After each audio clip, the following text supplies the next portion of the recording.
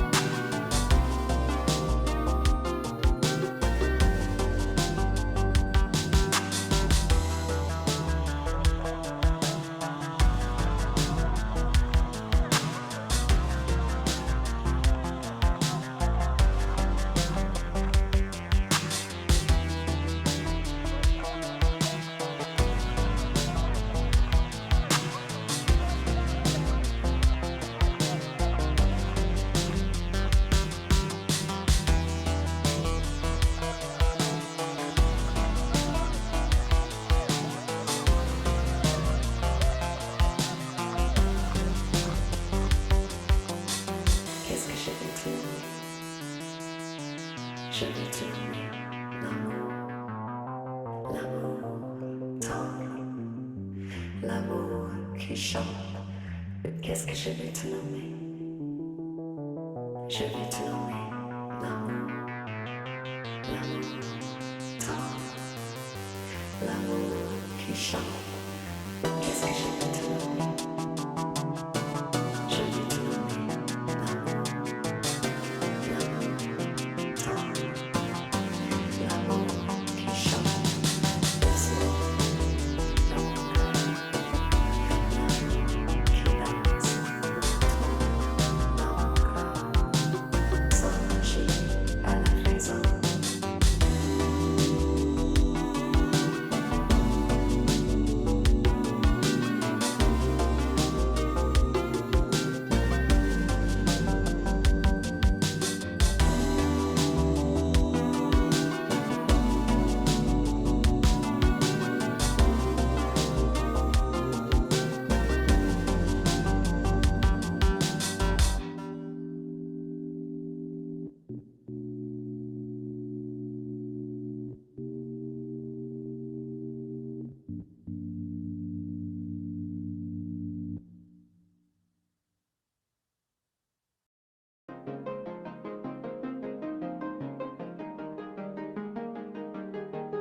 Stranger,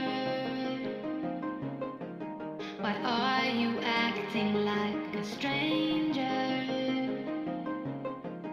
You've been missing from Earth lately, and I don't know if I can go on. Stranger, why are you acting like a stranger? You've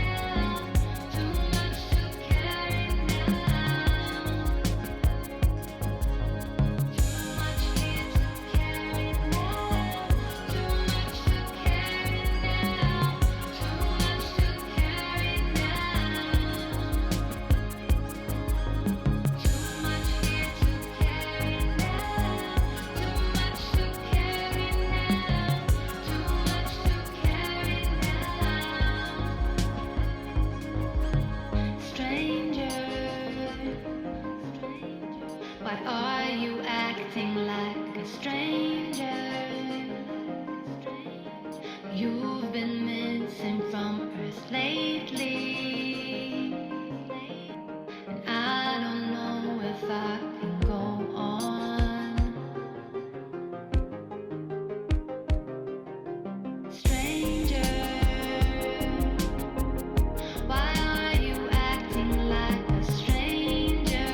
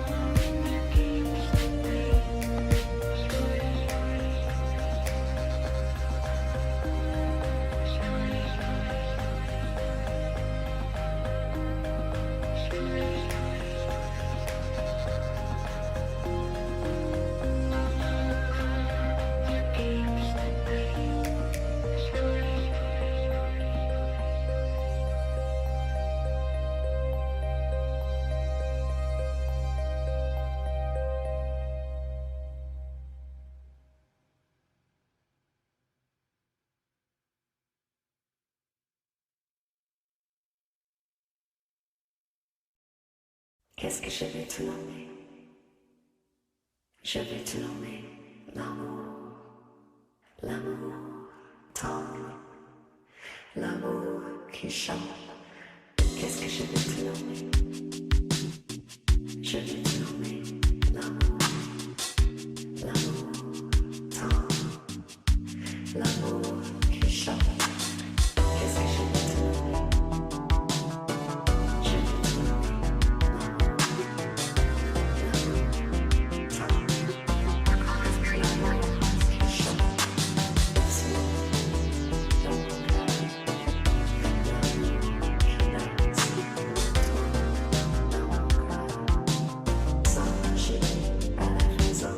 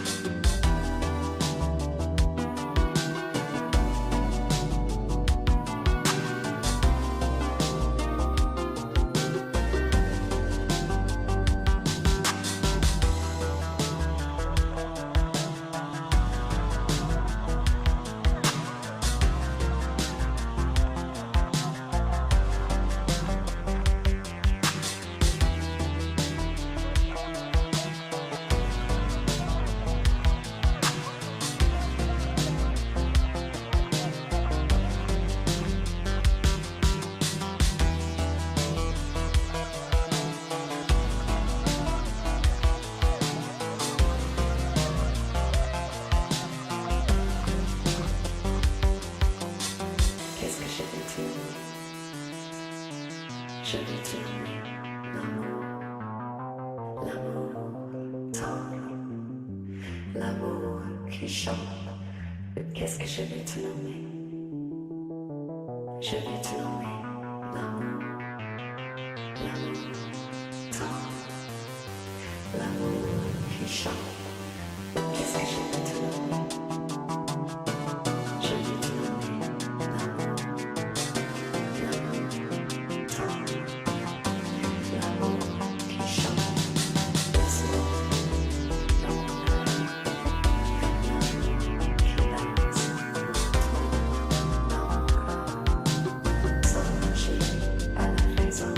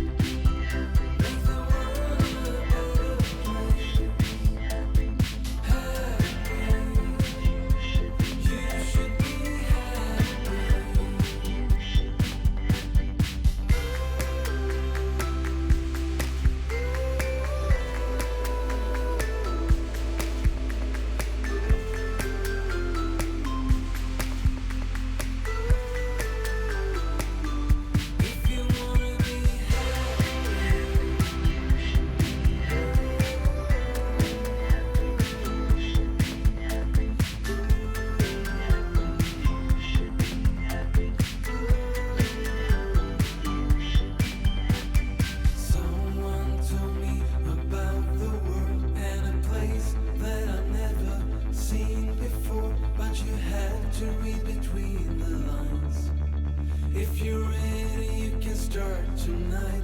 If you wanna be happy.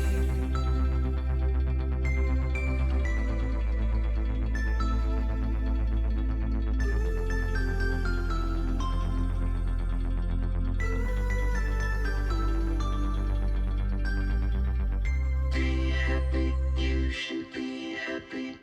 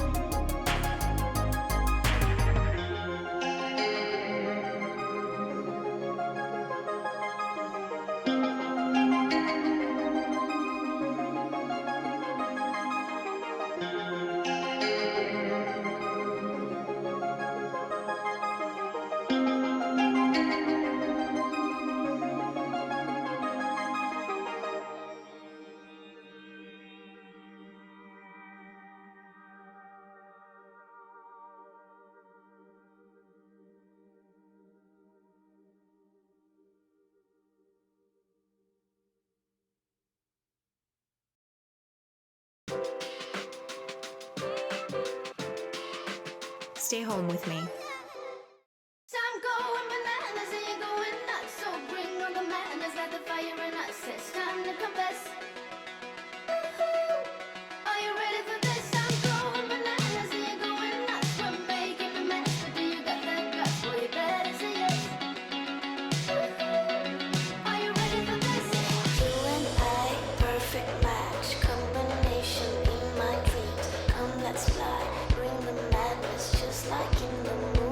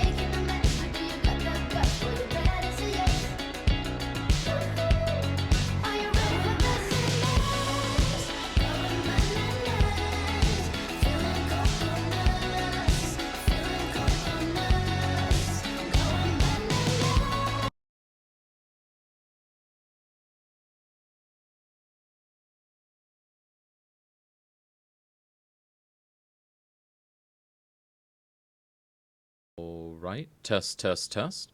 Okay. We now have action. Okay.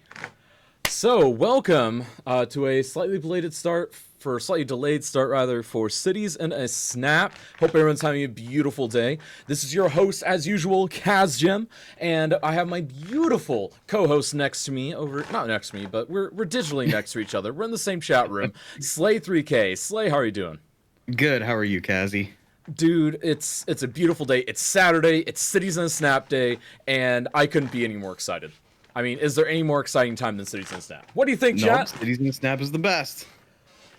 Glad you come back. That's right, I'm back. I'm alive. Left ear, KazJim. Yeah, I'm left ear heavy right now. There is a way for me to fix that here in just a moment. Give me just a second. Again, there were we had to spend a lot of time on the back end rearranging things because we've had some staffing issues this week. But we've got it all worked out now. 1 second. And there we go. Okay, that should be fixed now. Sweet. Okay, so now we're getting ready to go. So, of course, folks, this is a reminder that this is the second qualifier for the May Industries in a Snap, a new Cities in a Snap variant. And, folks, I want to let you all know that this is going to be continuing next week with oil, and the final this month is going to be ore. And, of course, we've got 3 lovely competitors. We had 4, but the 4 is missing in action. Our 3 competitors are Cybex99, Usually Working, and Outfrost. And also, I want to remind everyone this is a community event, so I want to remind all of you to please take just a moment to thank everyone who helps make this happen on the back end, all the moderators and whatnot that help us out. Every little bit helps with an event like this. Special thanks to my co-host, Slay3K, and of course to all the competitors for agreeing to participate. All right, and also special shout out to the Kaz wife, who has been doing a lot of heavy lifting these past couple weeks on helping out with the event. Thank you so much. It really means a lot, especially this past couple days when I was sick. Alrighty, and Ignis with the tier 1 sub, thank you so much, really means a lot. We have Kaz left here and Slay right here. I mean, technically I could, but I'm not going to do that right now. Alright, folks, we're going to be getting started in about 60 seconds, actually. Let's see your announce, let's see your 1 minute warning to begin. Alrighty, and I do know that Usually Working is still loading in. Again, he knows that he is at a disadvantage if he can't get loaded in on time. He was well aware of this when he got the map 25 minutes ago. There we go. Alright, the warning is up, so they know they don't have much time left. So, Slay, what do you think of the theme this week? I'm very interested to see what people come up with especially in terms of layout and everything. I also know that Usually Working and Cybex have had a little trash talk, some friendly trash talk. Oh, dude, it's been great. It's been legendary. Yeah, I'm very interested to see how they work together. I haven't seen a ton of Usually Working stuff. I've seen a little bit, and I'm relatively new to Outfrost, so I'm excited. I think this is going to be a good one. Folks, this is going to be a great one. Again, we've got about 30 seconds left. Let's see here. Gasm Steam has most of the DLC on Solar Recon. I'm aware of that. We'll be talking about that here in just a moment once we get started. Let's see here. 30 seconds. There we go. Now it's about 30 seconds. There we go. I just need to, make this into a script or something, but I am just a little bit too lazy for that. Let's see here. And then, let's see here. We've got about 20 seconds. And then we got about 19 seconds. 18, 17, 16, 15, 14, 13, 12, 11, 10, 9, 8, 7, 6, 5, 4, 3, 2, 1, go! Alright, and they are off with Cities in a Snap, May 2nd qualifier. This is going to be hype. So again, they've got 2 hours on the clock. Usually Working is now officially at disadvantage. We even stalled out a little bit, hoping for that would work out for him with all the issues I'm having on my back end. But it doesn't matter, because we're here now, and it is ready to fly. And as Crystal Shake has pointed out, we do have all of the DLCs over on sale on Steam. So yeah, go check that out. Slayer, you missing anything? Any DLCs? Any content? Oh no, I have them all. I have them all. But whether I use them is Yeah, exactly. That's the real question. Will I use this? Of course you will. Oh my goodness. But yeah, so again, folks, they're building with lumber this week because the overall theme for the month of May is industries. So again, we'll be taking a look at their productivity. We'll be looking at how much money they make, etc., etc. There we go. We've got Mrs. CK. That's right. Oh boy. And thank you everyone who subbed and followed. I normally pay a little bit closer attention, but we were having a lot of management problems on the back end that we were having to solve. So thank you all for bearing with me through that. And again, so usually working, we'll be able to make up to 5 minutes. And again, so if he, and that again operates at kind of a disadvantage. So basically for every 1 minute that he starts late, he gets half a minute. And then every 2 minutes is 1 minute, etc., until he's at the maximum of 5 minutes. So any more than that, he's going to be really at a disadvantage. And again, that's to make it as level a playing field as possible. But usually Working knows what he's doing. He has done pretty well before in the population challenges for the Biff a Panic challenge. So I'm expecting good things from him regardless. Yeah, I'm interested to see. You know, I watched some of the farms last week. Right. I'm curious. Yeah, I'm very curious to see how this is going to differ from lumber mill. Obviously, farms, you want like a lot of space and have these fields. I know Taradra even went a little bit into assets, which is crazy. But, I know, right? He did assets. He did the assets. He did the thing. I was shocked. I was absolutely shocked. I was sitting in chat like, what are you doing, man? No, but I'm interested to see how some of these guys design their areas.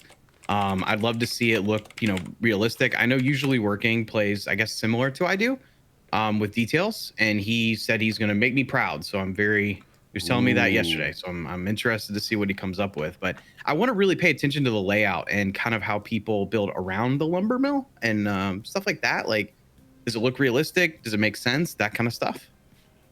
Oh yeah, I can definitely see that being a real advantage to try and go for here. And then hello Morphus, we've got Dawn Lane, we've got Kitty Claude, we've got Fractalis, we've got Kaz Wife, of course, we've got Cindy Jace. There we go. Sorry, I've been tweeting and missed them. No, you're fine, Kaz Wife, you're absolutely fine. There we go. All right, and again, so let's go ahead and dive in. Let's see what these folks are doing. Again, folks, because that's what we're here for. We're here to study their builds. We're here to learn, right? All right, so Cybex immediately building down towards the river. Yep. Now, I think that makes sense, because immediately I'm kind of thinking, what if you get some old-style lumber mills, get kind of, you know, the water mill churning underneath, you know, all that stuff really built into the water. But that is excessively hard to do in this game. So if he can manage to do that, you get a real rustic lumber mill feel. Have you ever done something like that, Sly? You know what? I just actually downloaded some assets not too long ago, and I forget the creator, but there's some really good, and they're all like these red barn style buildings, you know? Ooh. Kind of like maybe, I don't know if they're mid-century, but it's all like wood buildings, and they look really, really good. And I've actually used them in a harbor as not lumber assets, but I've converted them to like harbor assets basically, just by placement. But I am excited at some point to use those for a lumber mill. I don't think I've really done anything lumber related, honestly. You know what? And it's one of those things that seems to always get ignored really easily. And I think that's an absolute shame because, again, you do so many cool things with all these different industry areas. Same with things like ore industry. I've really taken to designing some cool ore industry areas lately. I mean, it's just so fun. Yeah, there's some neat possibilities, especially you get into like building like a quarry or two. Doing stuff like that can be really, really cool. Usually working 59 gigs, brother. Dude, that's making me hurt. And I am infamous for having too many assets. Wow, let's look at something that's less painful. I wonder what his textures are at, because guys, I don't know if you know, sometimes if you lower your textures in game a little bit, especially if you're just loading up to build, you can actually save yourself some RAM. Yeah, you can save yourself some RAM, especially for something like this, like a speed build. Every minute counts. And usually Working is just eating into his own time at this point. And it looks like Outfrost already building towards an area. Because again, this map, Newbie Harbor, it's meant to be very new player oriented. And the thing I like about it is that Mr. Miyagi gives you all of the resources you need within a small area. And that's why I was really excited, because he has several viable lumber areas, including a couple areas that look like they could have been lumber yards at some point. A couple of abandoned factories, things like that. Again, a very typical Mr. Miyagi map.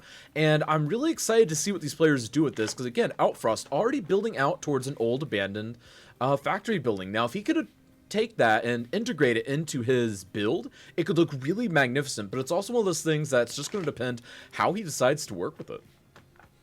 Yeah, I think the big thing, and I was talking about this, I think just like yesterday or recently on stream, is a lot of times I see folks that build very scattered, and I want to see more like these tighter builds and stuff like that, because I feel like when you start to fill in space rather than spreading out, especially in Citizen Snap with the time constraint, I feel like you get a better overall look. But I'm really, it's always neat to see kind of what people come up with, especially on the fly. I know I had someone King Prox, I think, is participating at some point. And he was asking for Yes. some advice, and I told him, I was like, man, just build what you know. Like, don't try to build all scattered. Build a little bit more consolidated, because it's going to help you, especially in the rubric. When you get into city size, stuff like that. If it looks full, like, I feel like there's points there versus being so scattered and all over the place. Exactly, because you want to feel cohesive, because realistically, I mean, so my home city is a weird exception to this, but for the most part, your city will fill an area. But if you're my home city, they mostly filled an area, and then there's a huge section of farms in this kind of corner of 2 interstates that just never got filled in by the city, because the farmers just retained their land. And so you can see all the city development like following the highway in a ring around all that farmland. It's kind of an exception to that norm. But yeah, you are right. For the most part, you want to see just all the development organically flow from one to the other, because otherwise it just looks weird. Yeah. I see Cybex is laying out a massive area, whereas Outfrost, I mean, kind of has a little bit more. I mean, once he gets out of the power view, maybe he's gonna do something a little smaller. I'm thinking it looks like Outfrost is going for small, and it looks like Cybex might be going for something medium size, but it doesn't look like he's going for anything large, because it does seem like he's trying to focus on being waterside. And I think that is a wise choice, because I think what we're starting to see more and more of is that the real difference is between small and, well, medium instead of small and large, because large was always, it seems like it's just too much to bite off and chew at this point. Yeah, I think so. I mean, when I participated, I knew I was going to build smaller, right? And I think that, again, if you can consolidate space a little bit, you could still build bigger cities. You could build a metropolitan area, but don't maybe, be mindful of how much time you have before you get into try to building, like, several big areas with all of this zoning. I mean, if you're going ploppable, which I imagine usually working may try to do, I think you're going to have to stick to something like a town. But I think there's a good thing if you do that. Exactly. It can pay off. It absolutely can, and it's one of those things that you just gotta kind of make that decision ahead of time. And folks, it looks like usually working again. He's got about 2 minutes until he will not be able to make up any more time. And again, he's capped at 5 minutes, because keep in mind, for every 2 seconds that you go into the time with loading time extra on your end, that's an extra 1 second that you cannot, or sorry, for every 1 second, it's 2 seconds that you cannot build during. And so it just adds on. It keeps on adding. And it looks at this point that he's going to be at a real disadvantage. Yeah, that's tough, man. I mean, that's the thing, I keep track of kind of how long it takes me to load, just so I know, when I'm starting a stream or getting ready, I know kind of how much time I've got to, until I need to be at the computer, because I can turn it on, walk in the kitchen, grab a glass of water. But I mean, even recently, I did a reinstall and I cut my load time from 15 to like 8. Exactly. You just got to clean it out sometimes. Yeah. And I think you might be at that point. I mean, 59, like, dude, I am known for having too many assets. And I don't think I've ever had a load time like that. Like, jeez. No, I think my load time is typically, like, before I did some cleanup, it was about 15 minutes. But it wasn't where the clock was going 15 minutes. That was like the overall, because, it kind of freezes for a little bit and then it'll unfreeze right before you load in. That's when it would say like 12, 14 minutes, not 15 minutes. And then you're waiting for another 15 minutes. That's intense. Exactly. And yes, we did have a no-show. Unfortunately, our fourth competitor, just for some reason, never checked the announcements, never did any of that, so they are not in. I even gave them extra leeway since I was a little less available due to being sick the back half of the week. So unfortunately, yes. Outfrost using European theme. Yes, it looks like European theme there. I'm getting hung up by layout roads for the industry. And honestly, that's not a bad thing, because I feel that roads really do define an area. Let's see here. Has Slay checked the Twitter recently? Has Slay checked the Twitter recently? I believe there's some retweets for you there, Elves. Oh, there we go. There we go. Made a junction for Breatham. Let's see here. How's usually working? Crashed. Even the loading screen mod hasn't updated for a few minutes. The loading screen mod will frequently hang up in the last 2 to 3 minutes of loading a large city like that. Yeah. Or a large set of assets like that. And at this point, he might want to look into that, because at this point, he has been loading in for 30 minutes. That is kind of, that's kind of a dead timer at that point. I mean, the longest I've heard of is, like an hour or so load in, so. Right. Oh, he's finally in. Oh, my goodness. So keep in mind, he'll only be able to make up 5 minutes. He'll only be able to make up 5 minutes at the end of this. So again, he's operating at quite the disadvantage here. He's already at 5 minutes down the drain, and that's going to be really hard to bounce back from. But I mean, again, over 2 hours time, if he plays his cards right, and if the other competitors maybe slip up once or twice, he could see himself really catch up. Yeah, I think you're in the ballpark now of like, okay, let's keep it tight and small. Let's do like a little village or something like that, and don't try not to stress about it. You've lost you lost a few minutes, but I guess we'll see what happens here really quickly in terms of how he lays out a city. Exactly. And then something else I like here, and this is kind of part of how the competition's been evolving. You can see right here in Cybex's chat, because we're focused on a screen right now, we're starting to see a lot of their chatters sit there and try to help them and push them forward and give them ideas, and I really like that. A couple people have actually asked me, oh, shouldn't you, tell people that they can't have their chat active and all that stuff. And I'm like, no, honestly, I like it because I think it makes it more about the community trying to win rather than the individual streamers. And I think that is actually potentially even more inclusive. What do you think about that?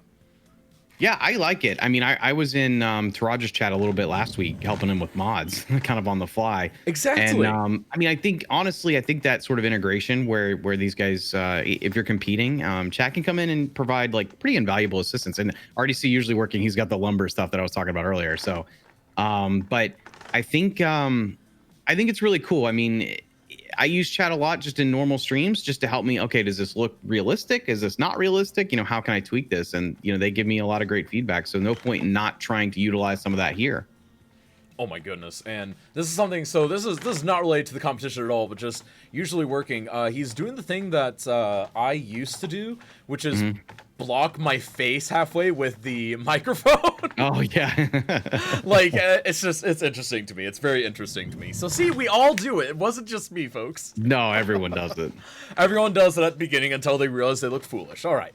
And then Outfrost over here doing a really, he has not stopped moving. His camera is always moving. He is always deliberating. Now, this is the mindset that wins you Cities in the Snap, because you're always thinking, you're always on the fly, and this is the kind of mind that's going to be able to react just like that if something goes belly up. And that's the kind of stuff you want to see.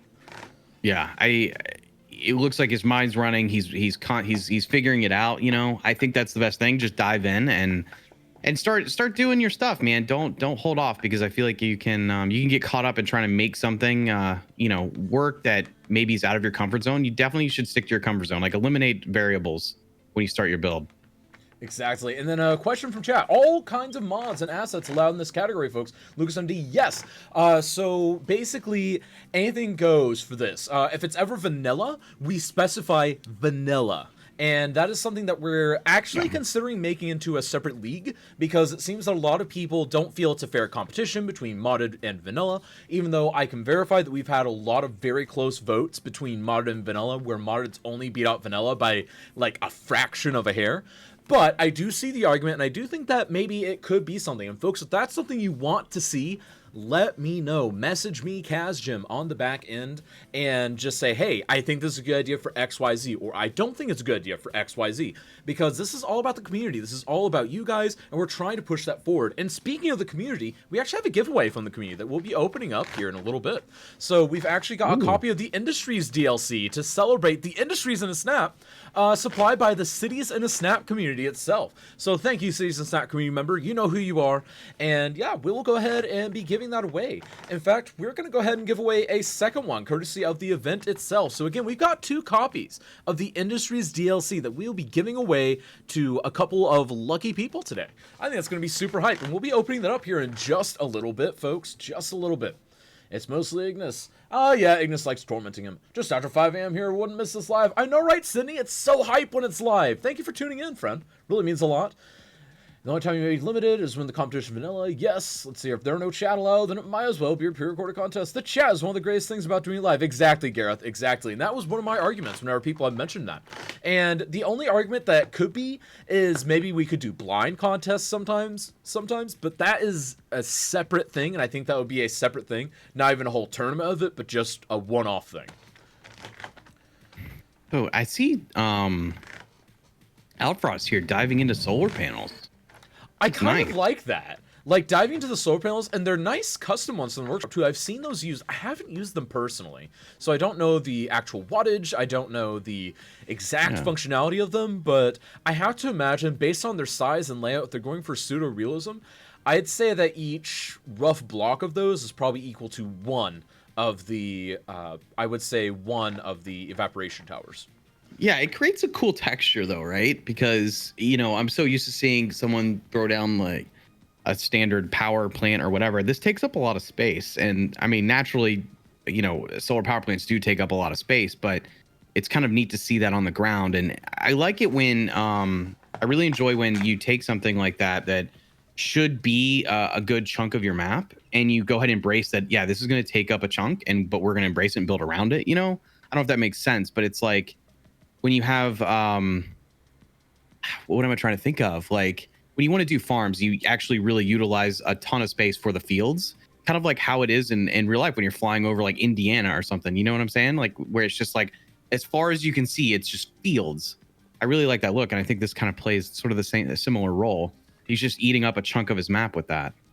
Exactly, and especially, like you mentioned, like, if he sits there and has a good view, like, zooming out and looking in, you can see the lumber industry, and you can just see the solar farm out in the distance. Yeah. Oh, that's going to create such a cool effect. And see, all these kind of money shots, that's where the real power plays come in on this, because you can build a great city, you can build a beautiful city, but if you don't have just the right way to showcase it, then you're not going to be able to convince the audience that easily. Yeah, it's true.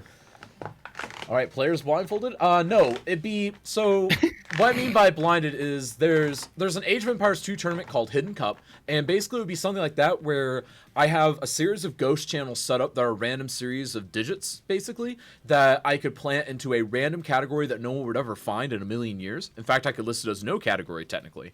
And so basically it would be a situation where you wouldn't be able to possibly find this, and they would just stream to those channels, and then you would never know who's building what. We wouldn't do interviews, any of that, until afterwards. And I think that would be a really interesting twist on this at some point, possibly for like an All-Stars event. Something like, oh, all the people that have won the most come through here, and then we'll do a kind of a super secret version or something like that. And I think that could be really, really interesting. It's something that would require a little bit more organization, but I think it could certainly be worthwhile to do once in a while, because again, it could be super hyped to see. Yeah. There we go. I'm still waiting for a specific competition to get going. Exactly. And you know what I'm talking about. Yeah, exactly. Something like that. Yeah. Well, and see, that's something I'm working on, because again, like I've told you, we actually do have enough people for that details in the snap to happen now. And I'm really excited about that, and we're starting to organize that. In fact, people that have a keen eye may notice that the Discord has a new role and a new chat room. So yeah, that is officially in motion now, because I've got enough interested parties. Because basically I wanted to wait until I had 7 or 8 interested parties before I started doing it, because I didn't want to wait till I had 4 and then do it and then like have 1 or 2 people can't do it. So it's just like, totally. Go for double. At that point, it'll happen no matter what. Yeah, I think it'll be cool. I know the chat has been asking for it, and I think it'd be a ton of fun to see what some detailers can do in a couple hours. Exactly. So let's go ahead and dive into the first round of interviews. I'm gonna let you talk with Cybex, and I'm gonna actually set up that giveaway while you're doing so. Does that sound good? Okay, cool. Awesome. Yeah, for sure. So let's go check out the man, the myth, the legend. Command. Is that Cybex? It is. Hey, bud, how you doing? I'm great, friend. How are you? Doing well. What you up to? Oh, not much, BB. Moving some roads.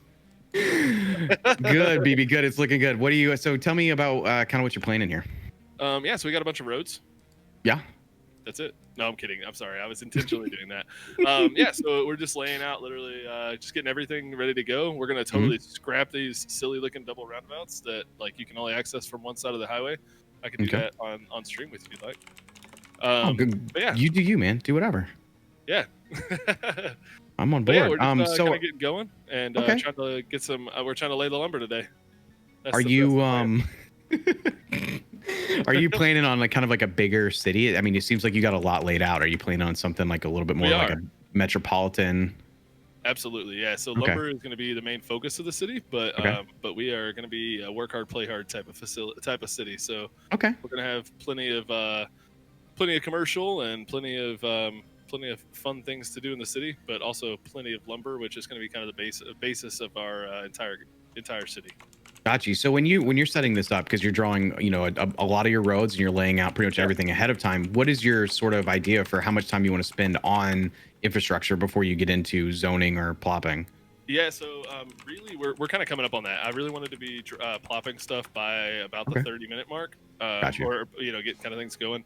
But we may be a little past it just because of how much we're trying to kind of consume the waterfront here. So that's kind of at least my plan. So we've still got to lay out all of our all of our utilities and all before we're ready to start zoning. And so we'll probably end up somewhere in the 45-minute to 60-minute mark when we start actually zoning and laying everything out. Cool. One more thing. So Sure. do you have any plans for the harbor? Are you going to add a harbor? Is that kind of the? I think honestly, currently, not to give away too much, of course, but currently we're looking at nightlife, commercial, that type of thing on the harbor. Okay. That's probably one of my favorite things to do, like concert hall type, casinos, high density res, stuff like that. It's one of our favorite things on stream. By the way, nice shirt. Hey, yeah, look at that. What do you think? Looks good, man. Looks good. No, I mean, I was going to tell Kashim, I was waiting on him to ask me if I was trying to bribe off the judges, and I was going to say that at least if I was trying to bribe, that at least it was pre-planned, and so that at least it has like brownie points, right? We'll throw in a point or something. You know what I mean? Okay, all right. No, it looks really good, man. It looks like you've you definitely have your infrastructure going in, and I can see that you're gonna. It looks like based on what I'm seeing, you definitely got a plan for a bigger space.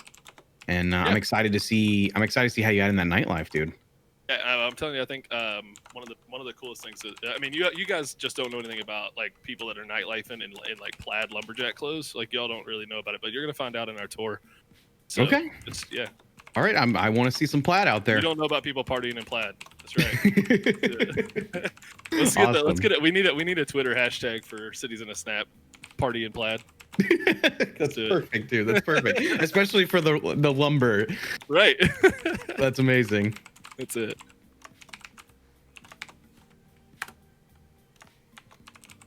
All right. Well, thank you, Cybex. We'll go ahead and dump you back over. Thank you so much for that quick little interview. Yeah. And folks, we're going to be moving on to usually working.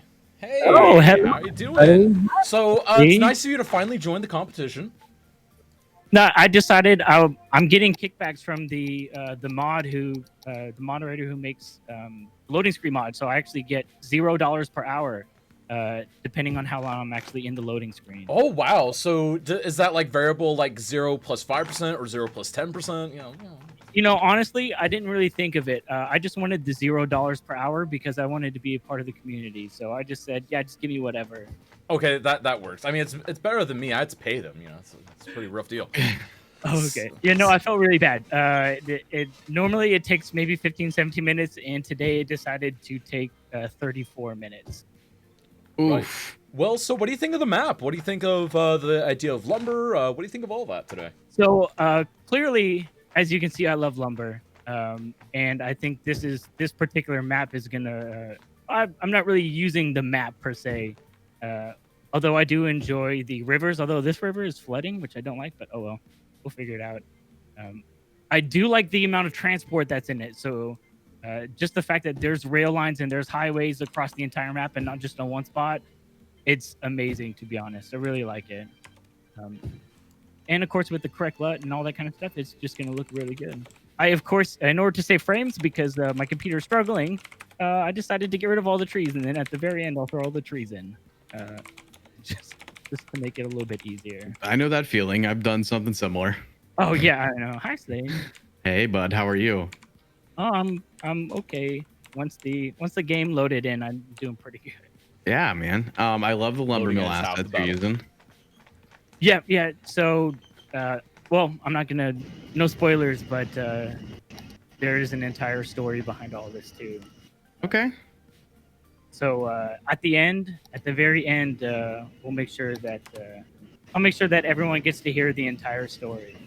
Cool. I'm excited to hear it. Are you gonna kind of for your city around? Are you kind of gonna go for something a little bit smaller in terms of a town with the? Yes. Yep. Gotcha. Again, no big spoilers, but it doesn't matter. It's well, I could just say the general premise. A lot of this is in the Pacific Northwest. Okay. So very early towns around the Puget Sound.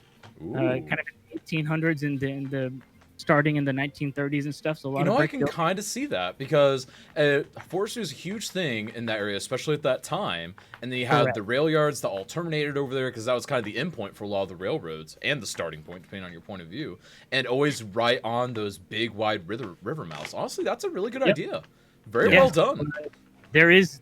Just wait until the end. You guys are gonna. You guys. I think you guys will love it. I mean, I'm I looking see forward one to of it, the man. assets there that I've used before, and I'm excited to see if you use it. So, yeah, let's find out. We won't take up any more of your time. Good luck, friend. All right. Yeah. I'll see you guys later. All right, and then into our third human, Outfrost. Good evening. What's up, Outfrost? Yeah, How are you Outfrost. feeling today? Feeling pretty all right. This is pretty exciting what we're doing here. I constantly have a feeling like I'm behind on time, but I'm just carrying on, powering on through. Well, you seem to be doing fine. So, Yeah. let us know. I mean, what do you think of the map for this theme? What do you think of the theme in general? How do you feel you're doing? It seems like you haven't stopped moving since the competition began. I mean, it's just been go, go, go. I've tried to do that, yes. I feel like the map is pretty nice. I was kind of expecting a more mountainous map, to be honest, for the lumber challenge. Kind of going in the theme with forestry industry. Kind of, I feel like usually being more in the hilly side of the country, but this is fine too. And I've seen the map actually earlier in the in Cities in a Snap because actually, Kaz, before you changed the map for the last Cities in a Snap, I think it was in the bot command or something. So I saw it I think there. it was still there like 4 or 5 times ago. But yeah, at some point it was there. For 2 Right, weeks. yeah. So I saw it and I just briefly gave it a look on the workshop and was like, oh, cool, that's pretty alright map. Okay. But yeah, this is I feel like pretty good map, except it doesn't give you a lot of hints as to where stuff might fit in best. So you just have to create your own create your own flow in areas and really try to figure out where things are gonna go because yeah, a lot of flat land and not a lot of terrain hints, if I can call them that. You know what? I think that's actually exactly right. And that was kind of part of the logic of me picking this map was actually giving people a choice because yeah, you could sit there and run over across the river and up the mountains to do a more mountainous build, or you could sit here and build more towards the river, or you could even go upriver a little bit, you could build more towards the ocean. I felt it had a lot of variety and you could do a lot of varieties of lumber industry because me personally, I can think of lumber in most of these scenarios. Now, doing it right in the middle of the floodplains I think is an interesting choice, but honestly, I think it kind of works because it gives you a lot more creative freedom with your layout and whatnot. But I'm excited to see what you do with it. Right, and I also love the theme. This is actually my favorite out of all the special industries. So that's pretty cool. And yeah, I've been looking forward to this. And Wow, pretty I lucky look for forward you. to actually building the industry because I haven't actually started on that. I'm building the backbone right now. It looks like you're kind of laying out like a smaller town, right? Is that kind of the vibe you're going Yes. for? It's like a medium-sized town, I think. Gotcha. That's what it's gonna be. I was kind of You have guessing any- small, but I could buy medium. Yeah. Do you have a like specific inspiration or anything for what you're doing, or is it all just in your head? I was the one thing I looked at before doing this was the north of England near Oh, the okay. Pennines, and a little bit of maybe Scandinavia, but I didn't actually look for references for that. So I'm mostly you. going off of a mix of like Northern European and English themes. Okay. Very cool. I like that. Well, we won't take any more of your time out for us. Good luck. You've got about 90 minutes left, so you might want to get cooking here. All right, thank you very much. I will try to keep the pace up. Thank you. Awesome. All right, so yeah, things are looking pretty good. Honestly, all 3 of them sound fairly confident in their ideas. They Yeah. all have very unique approaches, which is something Yeah. else I like. And of course, I'm really excited. Though honestly, right now, I think I'm excited about the detail work that Usually Working's doing. And honestly, though, right now, I have to say I'm falling in love with Outfrost's layout and idea. So I think that if he were to do that and then throw in just a handful of good details, I think there's a good chance he could do a really good job in this competition. What do you think? Yeah, I totally agree. I think I'm very interested to see what Usually Working is able to put together, given that he's lost a little bit of time. He's dealing with a little bit of computer trouble, but he understands those assets and he's trying to He's trying to put them down and get them, set up in a nice way. Obviously, we saw some props and assets there. I think he just clicked save game, so he's going to lose another couple minutes easily there. I think Outfrost Though definitely honestly, is it's wise in this competition to save your build whenever you've got a start to it, because that way you can at least have something to show us. If something goes haywire. Totally. My only fear is how long it took him to load in, and if that he might be sitting there for a minute. I'm just worried about him having enough time to get more of his stuff down. But if he's going for a smaller town, maybe it won't be that big of an issue once he gets the lumber mill set up. And I do think Outfrost has definitely got is a little bit of ahead right now. He's got a city established. He's got a layout in place, and it sounds like he has some familiarity with lumber. So I think he knows what he needs to do to get it set up. Exactly. I am seeing Cybex. I mean, again, they're all confident, like you said. I am curious how Cybex is going to really fill all this space. It seems like he knows what he wants, but he's got a massive area of just infrastructure. And that's what I'm getting really concerned about, because the number one problem in Cities in Snap is people laying out too much infrastructure and they're not being able to fill it. I mean, look at the amount of space that we have here.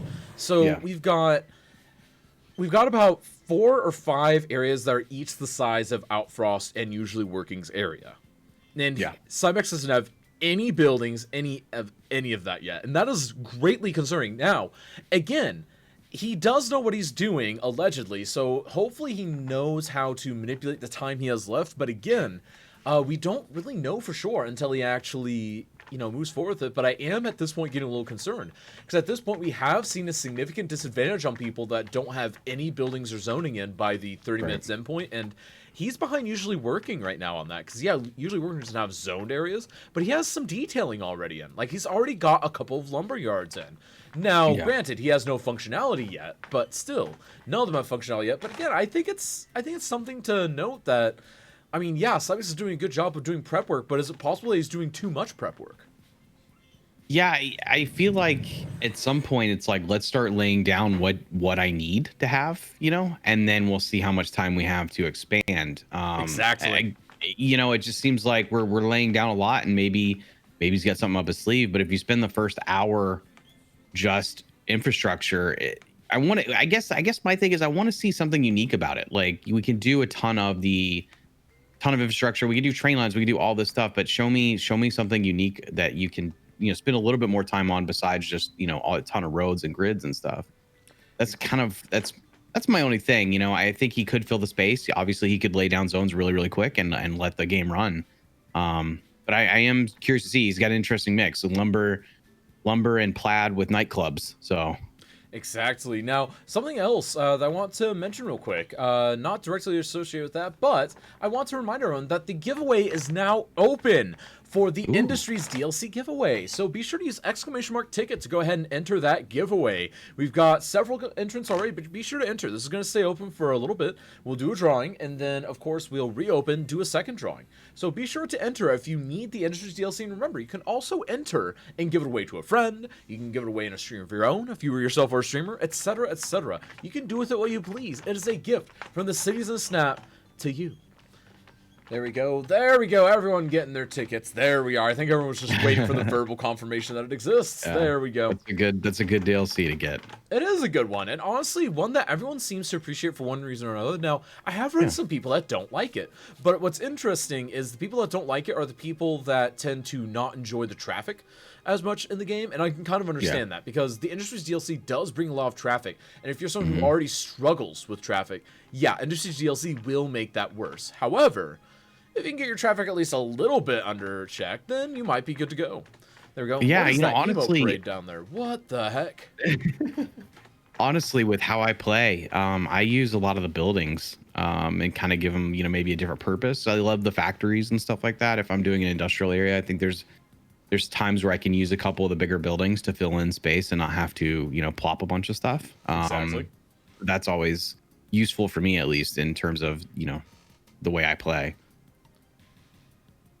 Very true, very true. So now something that I'm thinking, looking here at what we see in front of us, is I see usually Working going the detailing route.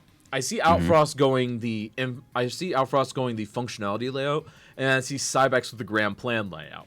And it's very funny because we always seem to have each one of those three in all of these competitions. We always have the person who's saying they're like details, someone who's saying they're like, okay, all the infrastructure, and then someone that's like, okay, all the functionality.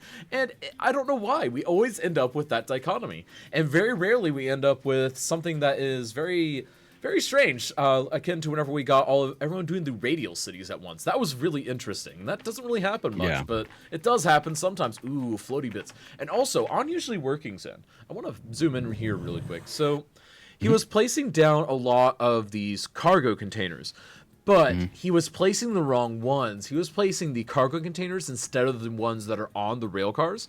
And I think, and I'm not going to tell people where they are because I don't want people to, you know, sit there and hint and tell him that he's done that wrong. But that's something that if someone has an eagle eye for detail, they might not like, because that is, because I know whenever I saw that, it really irked me. But you know what? We're just going to hope for the best on this. We're going to hope that maybe he catches it. And if not, then maybe people won't draw too much attention to it like I just did. I think my only hesitation right now from a detailing perspective is the use of decals and the repetition. I think that's something you have to be really careful with, especially if you want to use I love using decals. Decals are one of my favorite things in the game, and I think they're often underutilized. And but when you use prop line tool to lay them out, they're going to be placed in the same exact orientation. Whereas, especially with dirt decals that have a lot of texture to them, that it can look really repeating. And it's almost like, well, why not just use surface painter underneath it or something like that to help get texture? And then I'll go in and like rotate some. I rarely ever use prop line tool for decals, especially specifically because of that. Exactly. Well, and also just your poor frames as soon as you get close to it. Yeah. Like, I love it. Just kills it. Yeah, I love I love the decals. I love the use of them here, adding dirt. But you have to sometimes weigh, like, especially for the speed aspect of this, is should I just use surface painter, attach the dirt road to fill in the space, and then, you know, throw in a couple of decals?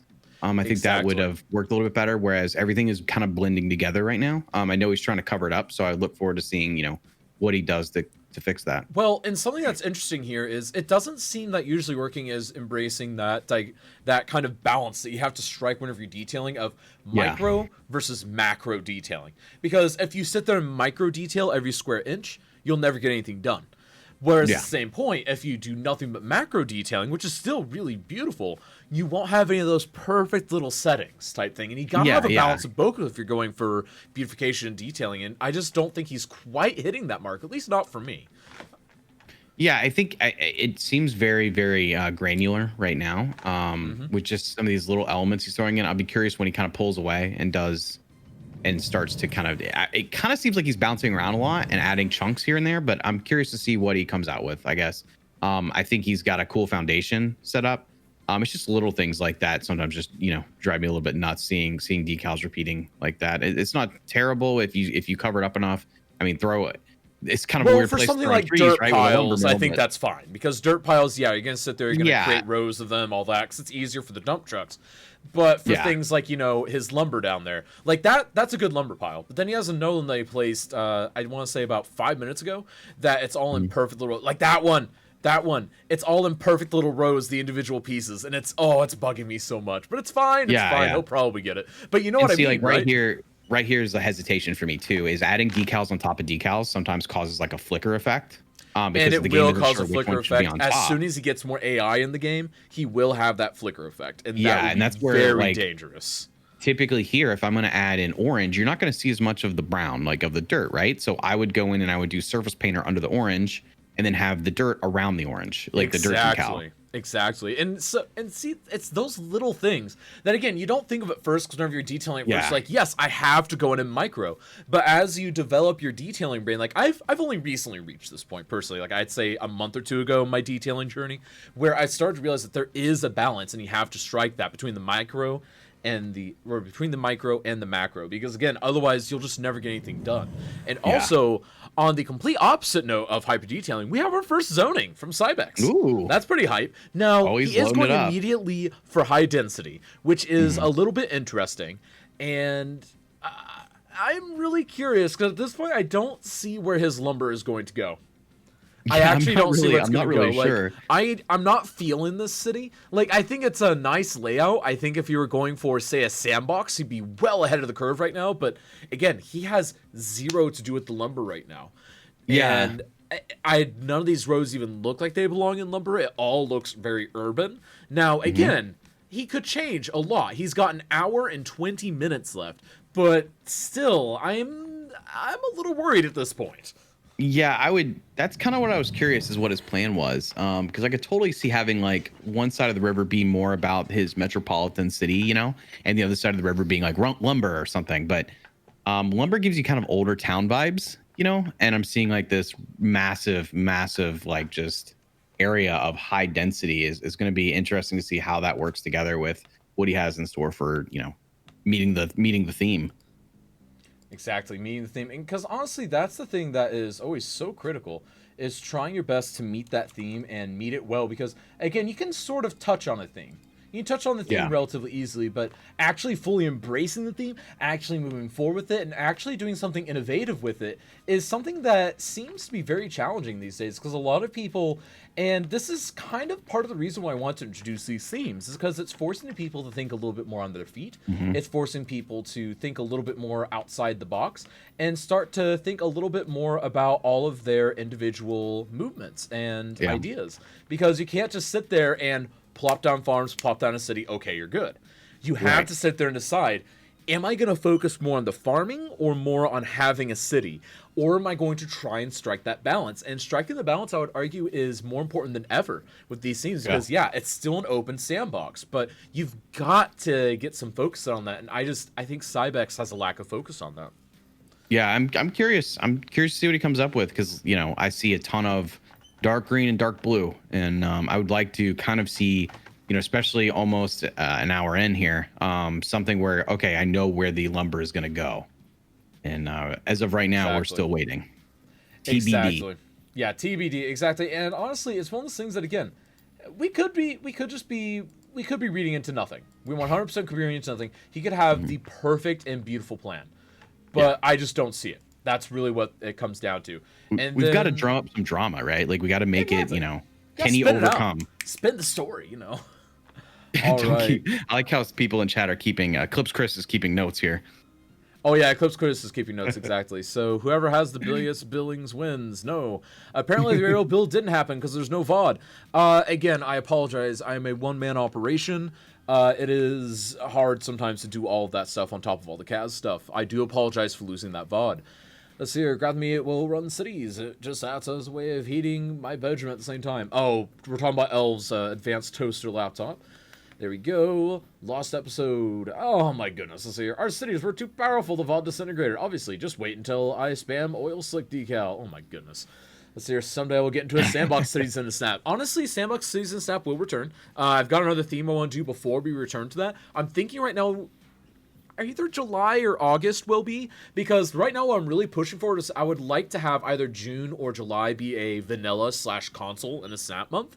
But again, we're gonna have to wait and see.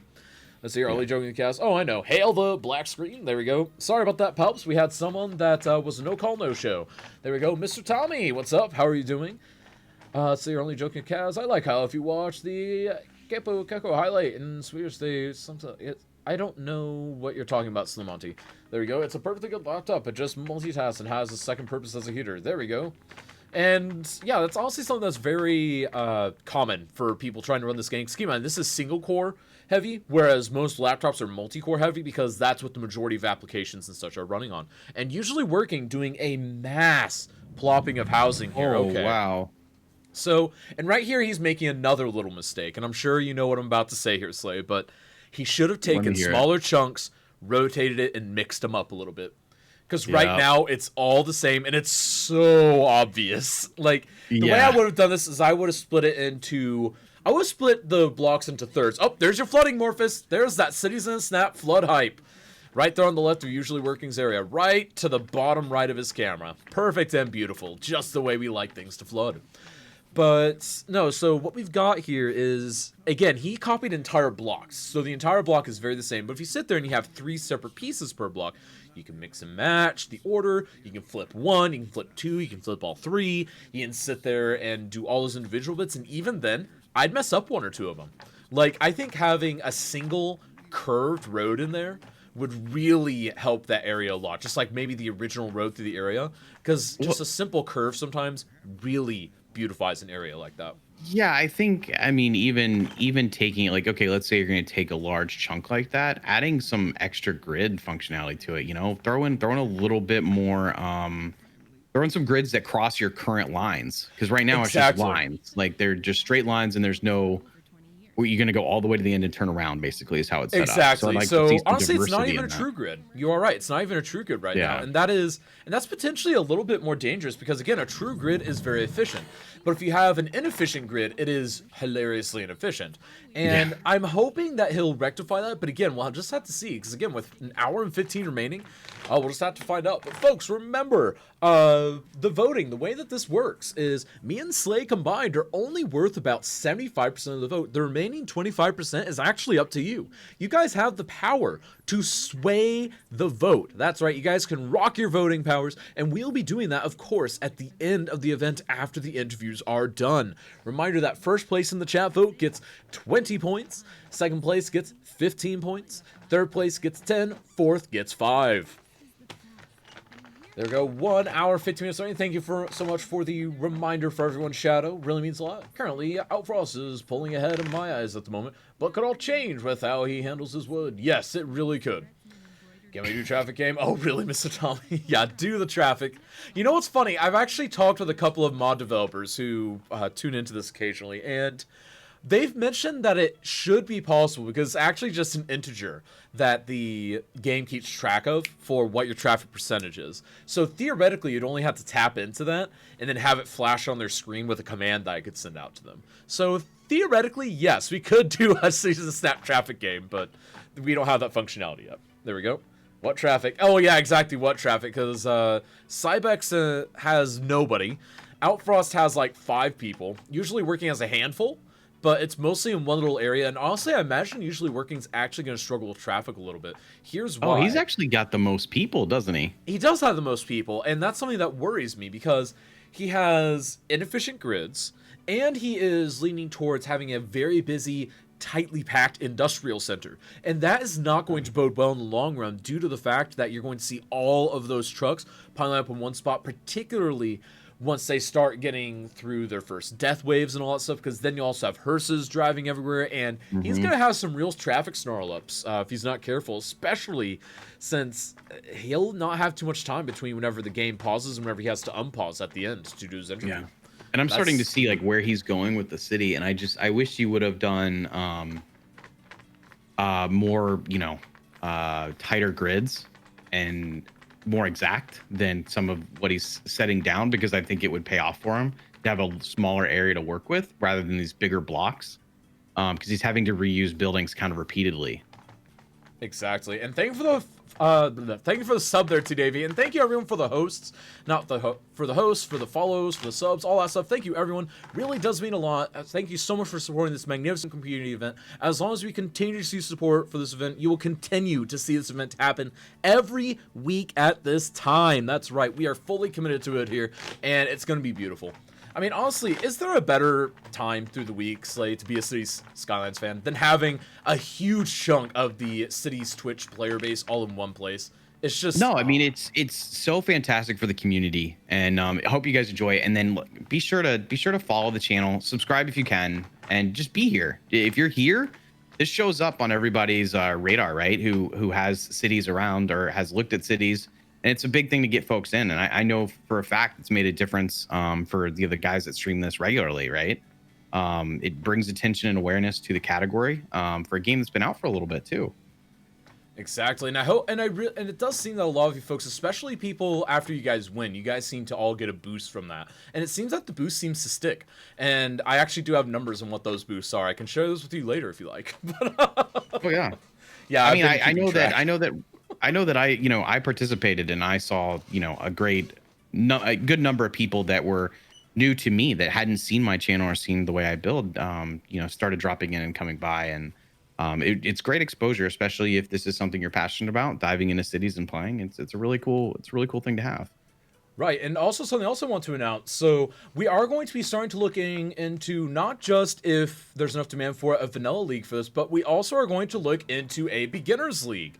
So if you are someone who doesn't feel that you are quite ready for this, if you're someone who's like, oh, I'm so new, I can't possibly do this, don't fear. You can participate because guess what? We're actually going to be doing a new player's rendition of Cities in a Snap at some point. And if it's popular enough, we will do it again. I'm going to be putting out more information about that on the Discord and Twitter at a later point. And also, a quick shout out to DVC Labs for hosting the citiesandSnap.com website, where we host things like the rubric, the rulebook, all that stuff. There's going to be a full history of the event at some point. Again, all the stuff is in the works.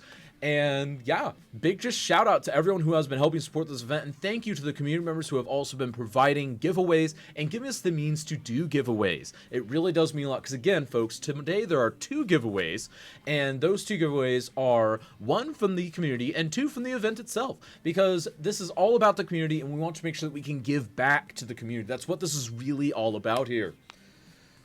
So 2 hours left per the Jedi clock. Oh my goodness, that Jedi clock. Under 1,000 hours. Grathamy, we might go significantly less. We'll probably do something like less than 200 hours.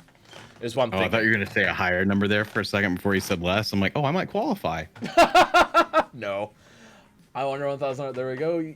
A beginners league? Yo, Cass, sign me up. Maybe. There we go. Sounds like I'm going to have to practice a 2-hour build. Maybe. Beginners is less than 500 hours. I'm thinking actually less than 200, even Pelps. I want this to be true, like, beginners level. Like, less than 200 hours. That's what I'm targeting. There's going to be a bunch of people that just stop playing for a few weeks. There we go. Yeah, they just want to see if they qualify. Yeah, exactly. Less than 100 hours. Let's see. There we go. Darren, 4 times over. There we go. Beltane said for you to sign up, Kaz. I'm not going to sign up. I have, like, 20... Hang on. I'm going to look. How many hours do I actually have, Slay? How many hours do you think I have? I have to ask you. Oh, I don't even know. I don't even know, Kaz. I don't know where to... Is it... Can you give me a hint? Well, I've been streaming City Skylines full-time, 40-plus hours a week for 8 months, so... Oh my use god. that as your guesstimate. That's However, too much math. I have only had the game for 2.5 years. Okay. So... Well, let's do this. Let's do this. I've been streaming Cities for a little under 2 years, right? Right. But not full-time. How many hours do you think I have? 2,000 plus, easily. Okay, chat, do you have any guesses? I got to get chat feedback too. I'm gonna guess just based on your workload. You've got to have over 2,000 easily, just because of per week, right? Like how much you put in. Yeah, I'm over 2,000. We got some people saying 4,000, some people saying 2,500. Oh my goodness, this is a funny little detour. I'm happy to be on this detour for a second though. Like this is really funny. You said I'm over 2,000, right? Yeah, I think you're over 2,000, Slay. All right, I'm gonna pull it up right now. 1 second, because I think I know what I just crossed. Hold on.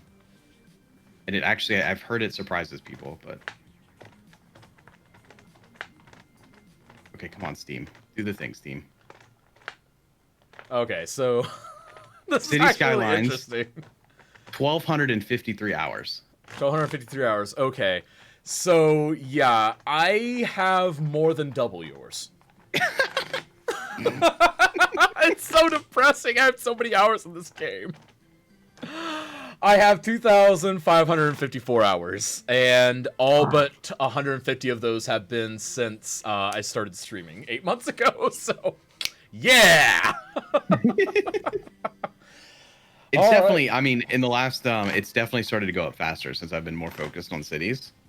I can definitely see the hours clicking, right? Yeah, exactly. Oh my goodness, it's just yeah. I'm at 98 hours and 85 of those are loading screen. Why I prefer watching rather than playing. Well, Azera, there are solutions to that potentially. So, hit me up after stream. Message me sometime. Yeah. There's a few things you can do with loading screen mod to make that better. You can certainly make that better. 779 hours currently. But yeah, that's kind of why I'm thinking of like 200 or less for a real true beginners league. And then maybe if there's more and more demand, we can sit there and have more bracket-wise hour leagues. Obviously, someone like you, Slate, it doesn't matter how many hours you get. You're in the advanced league at this point. I'm sorry, you just are. Like, It's funny. I don't know how you got started, but I got started because I wanted SimCity, right? Right. And I think it was like in 2016. So the game had been out. I didn't have a PC to play it, and I started looking on YouTube to see like what other games were out there because I heard SimCity wasn't great functionally. It didn't stick the landing.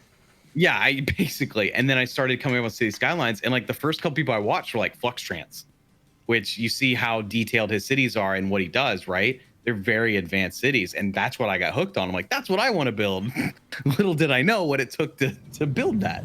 Exactly. Well, so I just but it's dove so into this cool because world. like a scene like this, like what you see usually working doing, you can't have done that in SimCity. You can only have done that Right. here in Totally. City Skylines, and even then, only with all the mods, assets, the updates, all that stuff. So, I mean, it really has just created such an awesome community behind it. I think that's why so many of us have so many hundreds of hours each dumped into this game because we're just all so passionate about it in the end. Yeah, I think the big thing is no matter how you play, like there's kind of like a way for anyone to play. I think Cities in the Snap actually shows that is that you don't have to play detail oriented, but there's folks that do, right? And then there's folks that are going to play more, focused on speed builds or more vanilla. You can watch so many different people across the day playing all these different, methods. It's really neat. So quick sidebar from that sidebar. Something interesting that he's doing here, he's actually backing those parking lot roads up to be underneath those buildings. Now, that's something that I've started doing a little bit recently to create loading dock areas, and I'm so glad to see someone doing that in this competition because I've seen people even ask me in my own chat, hey, why are you doing this? Why would you do that? You can sit there, they've already got loading docks attached, and it's like, you can create some really cool stuff if you just sit there and tweak it a little bit.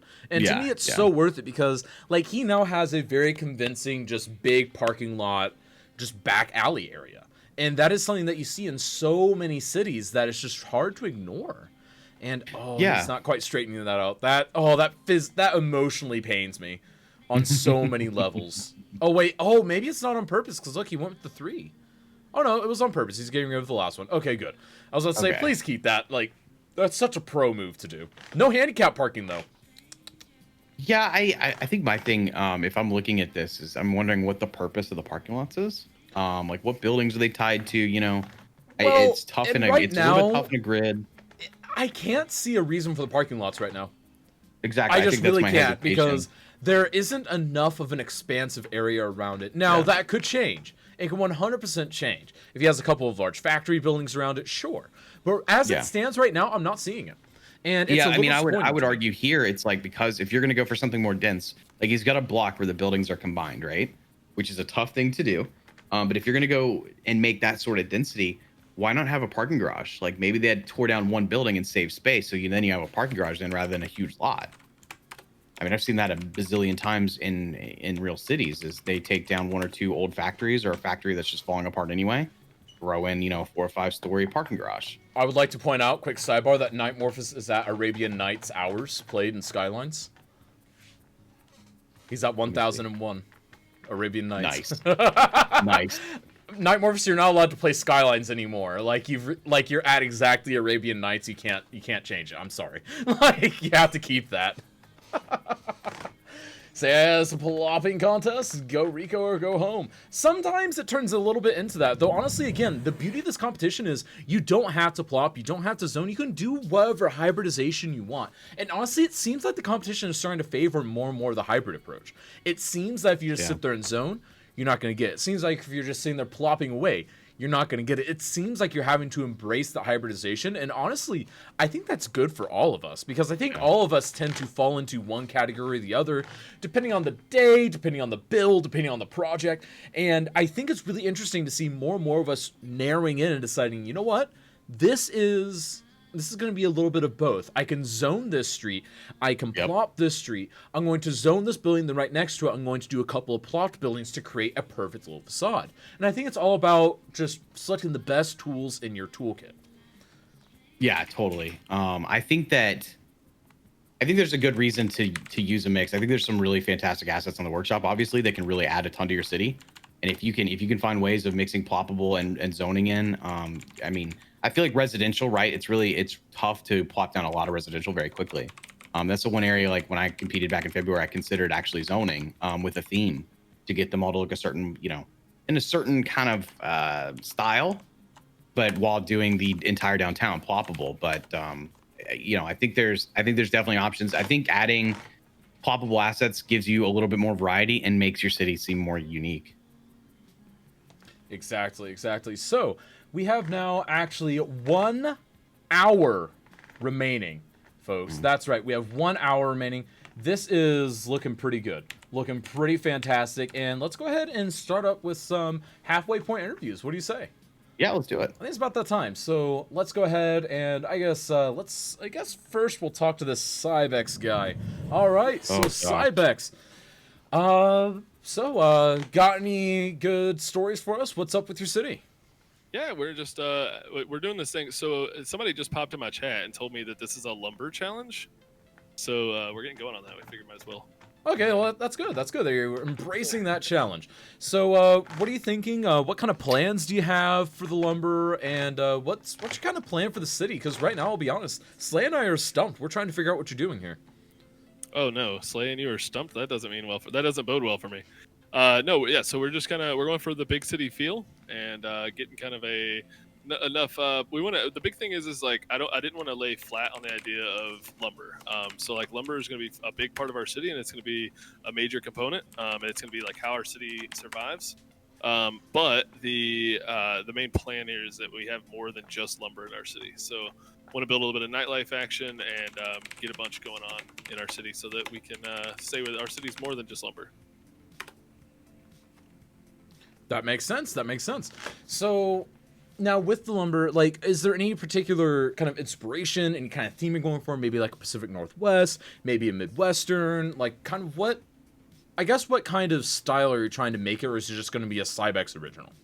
Yeah, well, I think Cybex original is probably a good way of putting it. The biggest thing we're looking for is original. We want it to be something that is original and something that is efficient. That's kind of what we're going for, is efficiency. Got you. So you've used a ton of like high density. So is your city starting to, fill in the way you want? Yeah, we're getting there. It's slowly filling in. Looks like we're actually a little bit short on our power connection here. But yeah, we're getting filled in. We're getting a ton of high density going, and I just, like I said, the big thing for me was that I was worried about the cliched like lumber city, and I felt like anybody can build a cliche lumber town, I guess, if you will. That's kind of just small town, backwoods type lumber city. And what I wanted to really go for was kind of a big lumber city, kind of something that people wouldn't expect. Okay. Not many people would say, "Hey, let's do a lumber themed build and let's put a casino in it," and that's what we're doing. So I think that could work. Tying it in with what Kaz said when we were stumped, we were trying to figure out where's he going to put the lumber? Where's the lumber going to go? Because we saw these huge, grid areas full of city. We're like, where's he going to put it? That was the biggest thing for us, because the biggest thing was because I'm always trying to envision where it's going to go. Absolutely. Stay tuned for the end. I've got some good funniness for you. So we'll get I'm looking forward to it. Oh, good. Yeah. I enjoy a good funny. All right. Well, Cybex, we'll go ahead and get out of here. Folks, again, this has been twitch.tv/Cybex99. Go check him out sometime. Definitely a good bit of competition here. All right. And it looks like our competitor number 2 is Outfrost. Not Outfrost, usually working. I am sorry. Hi, I'm usually working. Yeah, I know. I literally looked at you, grabbed you, pulled up the right button on my thing, and I even said the wrong name afterwards. And I did everything else right. Hi, what's up? My name's Kaz Jeff. Hi, Kaz. Nice to meet you. I'm a new streamer. Okay, well, so tell us about your build here. You seem like you're going for kind of a dense little urban area here in the middle. It's kind of been stumping me and Slay. You want to try and explain this away, or tell us what's happening? Well, okay. Without too many spoilers, because you guys are going to love it at the end. Essentially what it is, there is a historic district that it's called gentrification, right? It's been gentrified to current times. So it used to be a lot more dense, at least in the downtown version of this historic district. And then after that, it's been knocked down by, of course, the big corporations. You got Home Depot, McDonald's, Arby's, all the gas stations, because they all want the money. So they're knocking down these beautiful buildings, absolutely beautiful buildings, and they all want to gentrify it and knock it down. and so there's a whole story behind it, and it looks pretty janky right now. I'm not gonna lie. Without having the trees around it and without using any details on the flooring itself, it looks a little janky right now. But I'm gonna wait till the end. Once the end comes, it's definitely gonna boost back up, and it's gonna look amazing. Right. So, do you feel like you've gotten over the large time deficit that you dug yourself into at the beginning? I don't know yet. So the last 10 minutes, of course, is the last 10-minute rush, and so we'll kind of base it off of when that happens. Right. Yeah, Because we'll again, base you off on can that. make up to 5 minutes at the end. So yeah, you've got an extra 5 minutes again. So hopefully that'll be good for you. And again, you don't have to take that, but it is there if you choose to use it. But knowing you, you'd probably just use it to plop random trees somewhere. So you know what? Maybe you won't need it. No, I'm not plopping any trees. That's all forest brush. Are you kidding me? I'm too lazy for that. Yeah, exactly. Yeah, just sit there, Okay, plant guys, trees I mean, during population challenge. Come on, I spend hours on trees. Don't hate. It's true, you do. I've literally seen you spend what was it, an hour and a half on that like little like 8-meter long island one time, Slay. Kaz, we got other people to interview, man. Just trying to shift the blame. All right, usually working. Thank you so much for giving us some insight. We will be catching you at the end.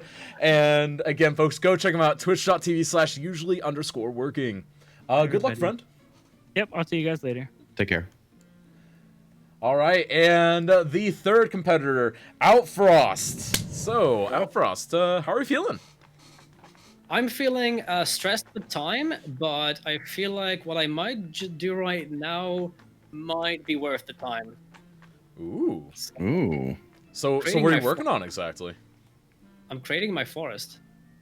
Okay, creating your forest. I mean, it is forestry. That I feel like that was going to happen anyways. But so what's the actual plan here? So what are you going for? What kind of vibes are you feeling? Do you feel like maybe you're having to change your plans a little bit, seeing that you have 53 minutes left? I might have to change some of my plans. I had a slightly larger city in mind that I might actually get to building, so it might stay small like you predicted at the beginning.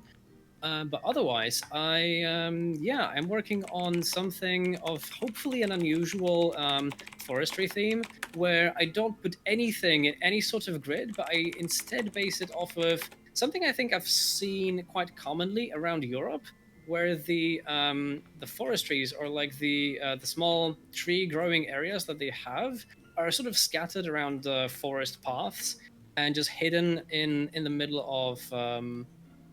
of everything. My music is cutting out. That's annoying. So it's more like an organic kind of thing, right? Going to where the tree density an organic is. kind of thing. Yeah. The forest just grew here, and then people moved in and started doing some logging. Yeah. And hopefully it's what's the word? Sustainable. Yeah, I mean, I like what you're doing. You're filling it in with the tree, so I don't really see where the industry assets are, which I actually really, really like. It's and all I do kind like of that hidden. too, and that's something you don't see. So this actually brings up we'll talk about this in a minute, Slay, because otherwise then we take up too much time of Outfrost's time. But you're doing things that I like, Outfrost. I really do like that, because again, it's organic, it feels natural, and it feels like something that you'd actually see somewhere, which is something that not a lot of people do. So they just kind of plop down their tree farms and call it good. But you're doing a good job with that. High five. Thank you. Yeah, I feel like the plopping things down and building grids and stuff was really fitting for farms and farmlands, but for logging, I definitely feel like this needs some more love. Yeah, I like this tactic to filling in the space, and I think the kind of more organic nature of how the roads are working together is going to pay off once you kind of get it all figured out and filled in. It also gives me more. It also gives me more wood resource in the ground. So hey. Oh, there you go. Hey, look at you. Look at Outfrost knowing what they're doing. All right. So, Outfrost, anything else you want to let us know about your build before we let you go? You've got about 50 minutes remaining. I don't know. It's spread out a little, so I don't know how traffic is going to work, but I already have rail connections, so hopefully not too bad. And I hope I don't spend too much time detailing things like this engine shed. Anyway, yeah, that's about it. I'll get on building. All right. Sounds well, good, man. Best of luck, friend. And again, folks, that was twitch.tv/Outfrost. Go check him out sometime. I believe our moderators are dropping us a link. So, Slay, what I was going to bring up is what Outfrost is doing. Before we ask the chat what they think, this is what I want them to do. So, with the fishing industry, you draw your fishing routes, right? What if you could draw forestry, like logging routes through a forest. I have That'd be been neat. wanting this ever since I saw Sunset Harbor's fishing thing. Like, Yeah. Paradox, please give me this. I want nothing else from you. I literally only want this at this point, and then I am a happy camper. Just give me the ability to draw roads through a forest and call it lumber, because that's really what it is. It's, hey, you've got these, so many square miles of forest, and at least this is how it used to work. Now we've got like large scale farms where you mow down like an acre at a time or something like that. But you would sit there, you drive through, okay, and this tree is marked for takedown today. That one's not due for another 2 weeks and all that. So you just sit there, take that one down, run it down, all that stuff, and it keeps the forest where it's still organic, looks good, but you can still sit there and easily access it with the long winding roads through there. And again, the game could benefit so much from that, because again, what Allfrost is doing, it takes a lot of work to do, but I mean, it looks so good when you do it. And I would encourage a lot of people to try and check it out sometime. Poor Mrs. Kaz. What? What's Mrs. Kaz? What's wrong with Mrs. Kaz? Hashtag serious Woody. What? Shout out for Allfrost. Kaz the Chaz talking nuclear waste, aka Arby's. What? I like Arby's. Poor Kaz wife. What about her? What did Kaz do? I did nothing. Hashtag Kaz. Kaz wants more City Skylines stuff, so he spends more on City Skylines. Exactly. He pretty much lives on the game. I mean, I literally live on it for like a full-time job's worth. So, chat.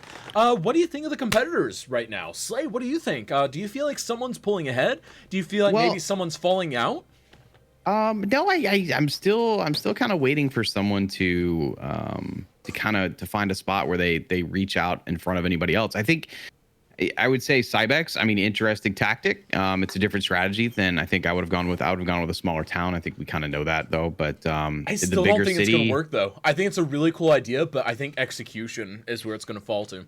Yeah, I'm curious because again, it's so spread out, and I would love to see. I kind of mentioned it. I asked if he was going to do a harbor. That wasn't necessarily in the plans. I'm curious to see where he ends up, because it's definitely a big city, and I can see the buildings come up. It looks great. I'm interested to see where the lumber mill actually shows up now. And then for usually working, I kind of wish he just had a little more time to polish it up a little bit. He said it was looking a little janky. He said he didn't need to do some more work to it. I know he may not get to all of that, but I am curious to see where he kind of lands. I like the fact that he's gone pretty much, I think, all ploppable or something close to that. So, and I think that looks good, but again, I am struggling to figure out if usually working is going to fish. Right now, I'm kind of rooting for Outfrost. I think Outfrost is definitely starting to take it. Outfrost is definitely kind of maybe number one right now for me. The only concern I have is, or the only thing that kind of bothers me is how far away his lumber stuff is from his town. Like there's a just blank canvas in between, which sort of takes it all. I love what he's doing with his lumber area. I love the fact that he filled it with trees. If he were to connect it just with trees, he doesn't have to do much. All he has to do is connect the tree lines, and then you're good. Because at that point, it's just, deep in the forest, you've got the lumber area. And honestly, if he were to do that, he could theoretically walk away from his computer right now and have a fighting chance. Because he's got a really good idea there. And it's something that, I really think what he just talked about, what he just did, I mean, for anybody watching this thinking of like, how can I do a lumber mill, make it look, real? I think he just solved it for you. And it's putting down those assets and then coating it with the trees that match. And then you don't really see the asset. I feel like the asset by itself doesn't look completely realistic.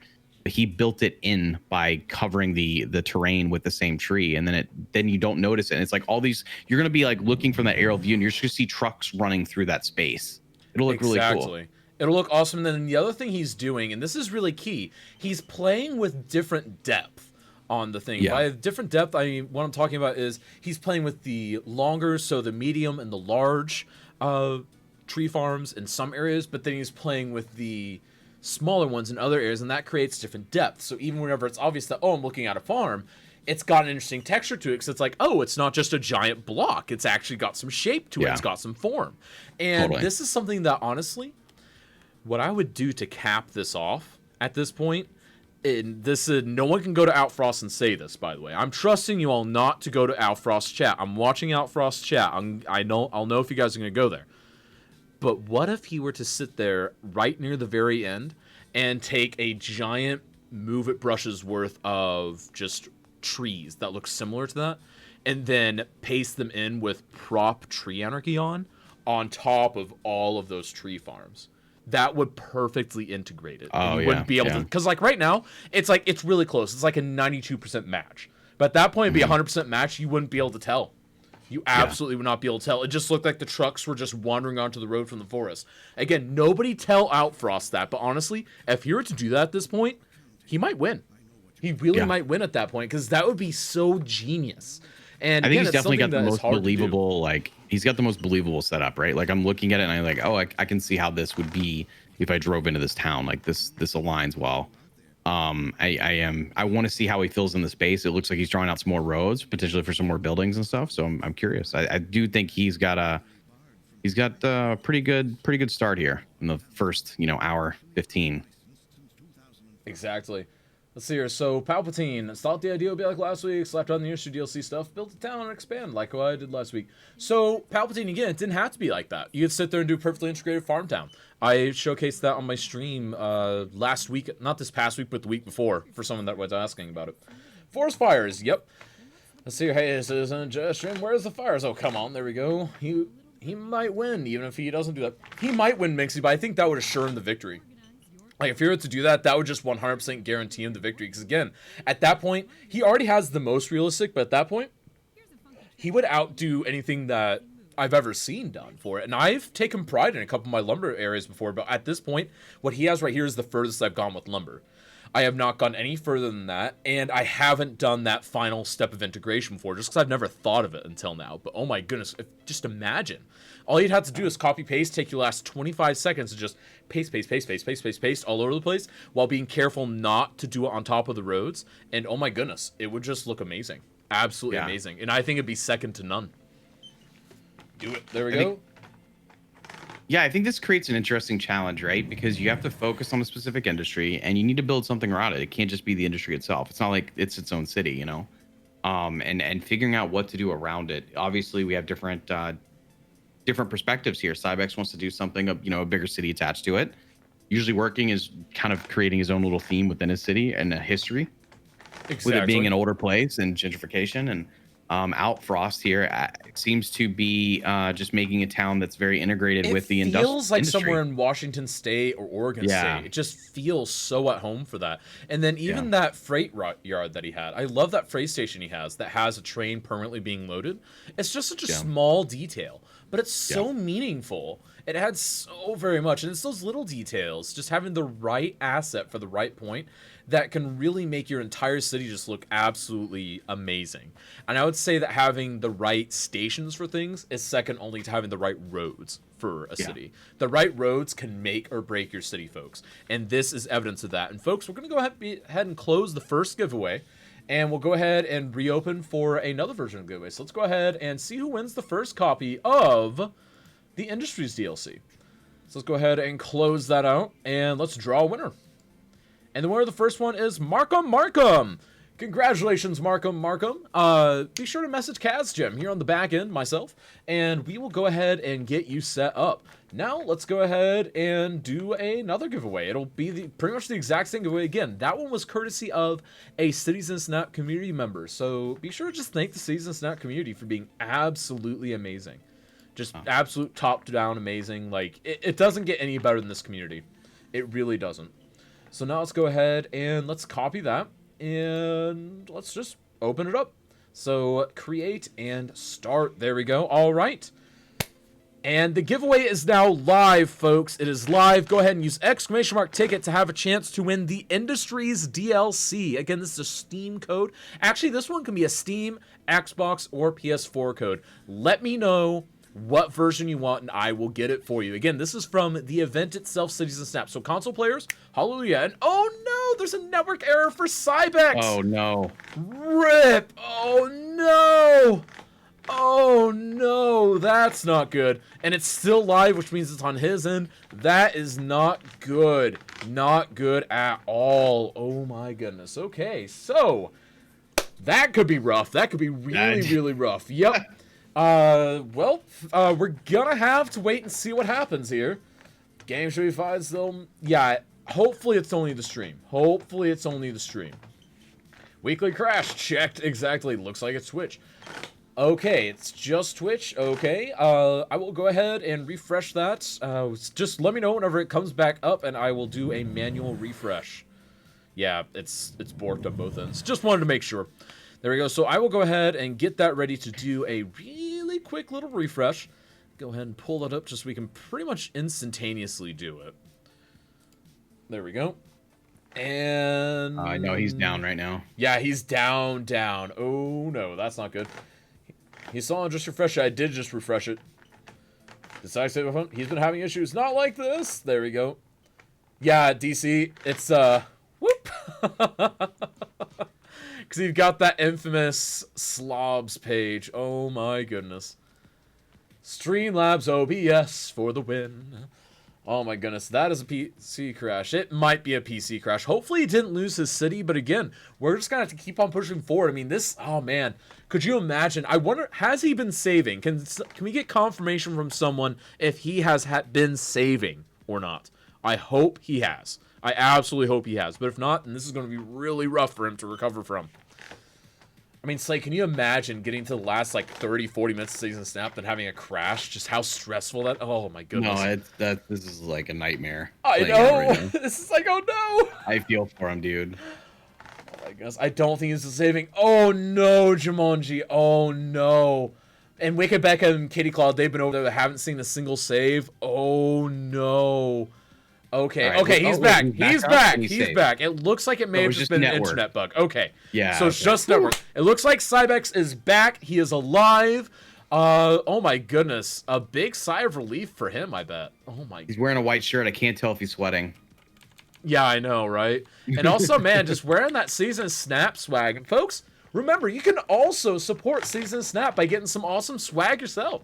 Go get yourself a t-shirt. Go get yourself a hoodie. We've got several bits of swag for you. Go check it out using the merch command. Again, please go check it out. You know, it supports the event. You can sit there and advertise to your friends. The shirts are super comfy. I'm actually going to get myself one now, I think, because I've been meaning to get myself a sample kit, but I keep forgetting. Like, I'm such a bad person, but I'm like, okay, I'm finally going to do it. I'm going to get my sample kit. Nope. Oh my yeah, goodness. that's the funny thing is like you put out merch or something like that, and then like a week, 2 weeks, 3 months goes by, and you're like, I don't even have my own shirt.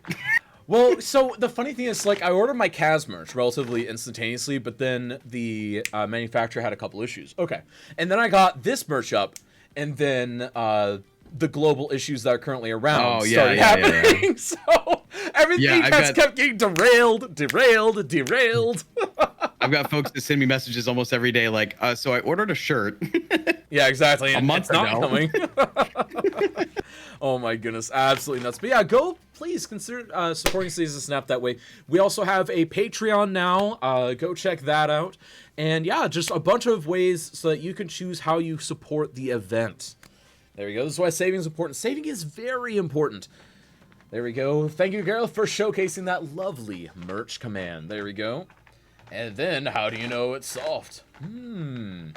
Well, I do know it's soft, though, because, so, I do own a shirt from the company, and I have the exact same shirt, but I don't have the Citizen. I have my Kaz shirt, but I do not have the Citizen Snap shirt. And it's basically the same shirt, just mine is, it's the C logo. I'm not sure I like the logo on my shirt, though. That's why I haven't shown it on stream or anything. And then, it's the same exact color, it's all of that, just, it's a different logo. So I do know it's a comfy shirt. There we go. Thank you for the follow there, Firebreed. Really means a lot. Wait, now someone tell him to save his city. Oh my goodness. Yes, save your city, Cybex. Oh my goodness. Always got to save it. I know, right? And someone asking Cybex the inevitable question, have you been sweating? These are the real questions that we have to ask on this stream. Like, you aren't doing Season Snap right unless you're sweating. Like... Oh my goodness. And also, we're starting to reach that crunch point. Because again, at like the 30-minute mark, this is where everyone starts going kind of really fast. Cursor movements, you start seeing those really sharp, fast camera angles. You see people panicking to get down trees. But again, I am still really concerned about usually working because he basically looks like he's in the middle of Kansas, but sans the corn. There's no trees. Yeah. Like, I think really lost on this. I have a feeling he's going to pull Forest Brush out and kind of fix that pretty quickly. I am still admittedly very worried about it because, again, they should be expecting this, but we are going to be looking at their statistics for their industry. Yeah. We are going to be looking at that, and I would hope that they would realize that. But again, it's possible that they just miss it. I mean, because again, these things are really simple to miss. We're all human. He isn't sweating Slay, apparently. You did it. Yeah, I know. I saw that. I've got, I mean, obviously we can see it on screen, but I've also got Polyphony over there right now, so we've got all those rolling. There we go. Whew. So, folks, what do you think? What do you think of this Forestry in a Snap event, part of the month-long Industries in a Snap? Is this a thing that you like? Is this a thing you want to see continue? Also, what do you think of the other variations of event that we're thinking about introducing? Things such as the Beginners Leagues, things such as the Vanilla Only, things like that. Let us know. Because honestly, this is all stuff that we want to know, that we want to see what you, the community, want. You love all of it. I don't see much forestry. There we go. I saw lots of farms last week, but no lumber. Yeah, and I'm kind of feeling that way. I'm not seeing the lumber as much, and the only person that has a lot of it is Outfrost. And I think Outfrost might win just de facto at this point. Because usually working aesthetically speaking, it might work, but again, I still don't see his vision. I can kind of see Cybex's vision. But again, it's a very weak vision, in my opinion, just because I'm not seeing any of it. And I feel at this point, you should at least have a little bit of consistency in what you see. Like, I'm not seeing any of the lumber. I'm not seeing any touch of industry yet. So yes, console competition. We want to do console. Continue. Yes? It's just, it's tough with Cybex. I mean, I give him credit. Like, he built a prosperous city. He's got a lot of people moved in. But you know, theme wise, and I see him putting down huge chunks of industry. I like how Outfrost basically made lumber a critical aspect of his city. It is prominent. It's functional. It's beautiful. And you could tell the city. You could give credit to him to making it seem like the city is based off the fact that there is, this service, or I'm sorry, this industry that exists there. You know what I mean? Like, the city can be based off that. That's why people moved here, because there were jobs. Exactly. I think that's neat. And then what Jumanji said, the console competition. Yes, I want to do that, but right now we don't have enough interest for that yet.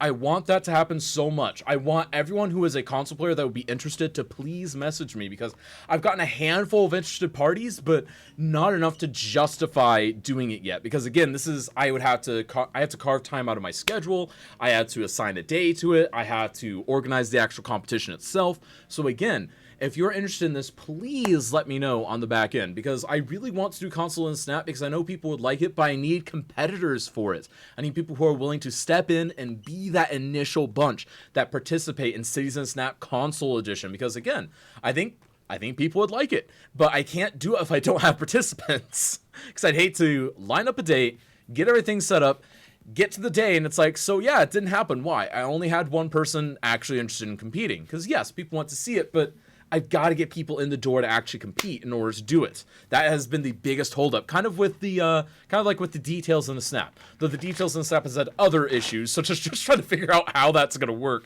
But we got it mostly worked out for that. There we go. Interested in what? Consoles in the Snap. There we go. Register console players. There we go.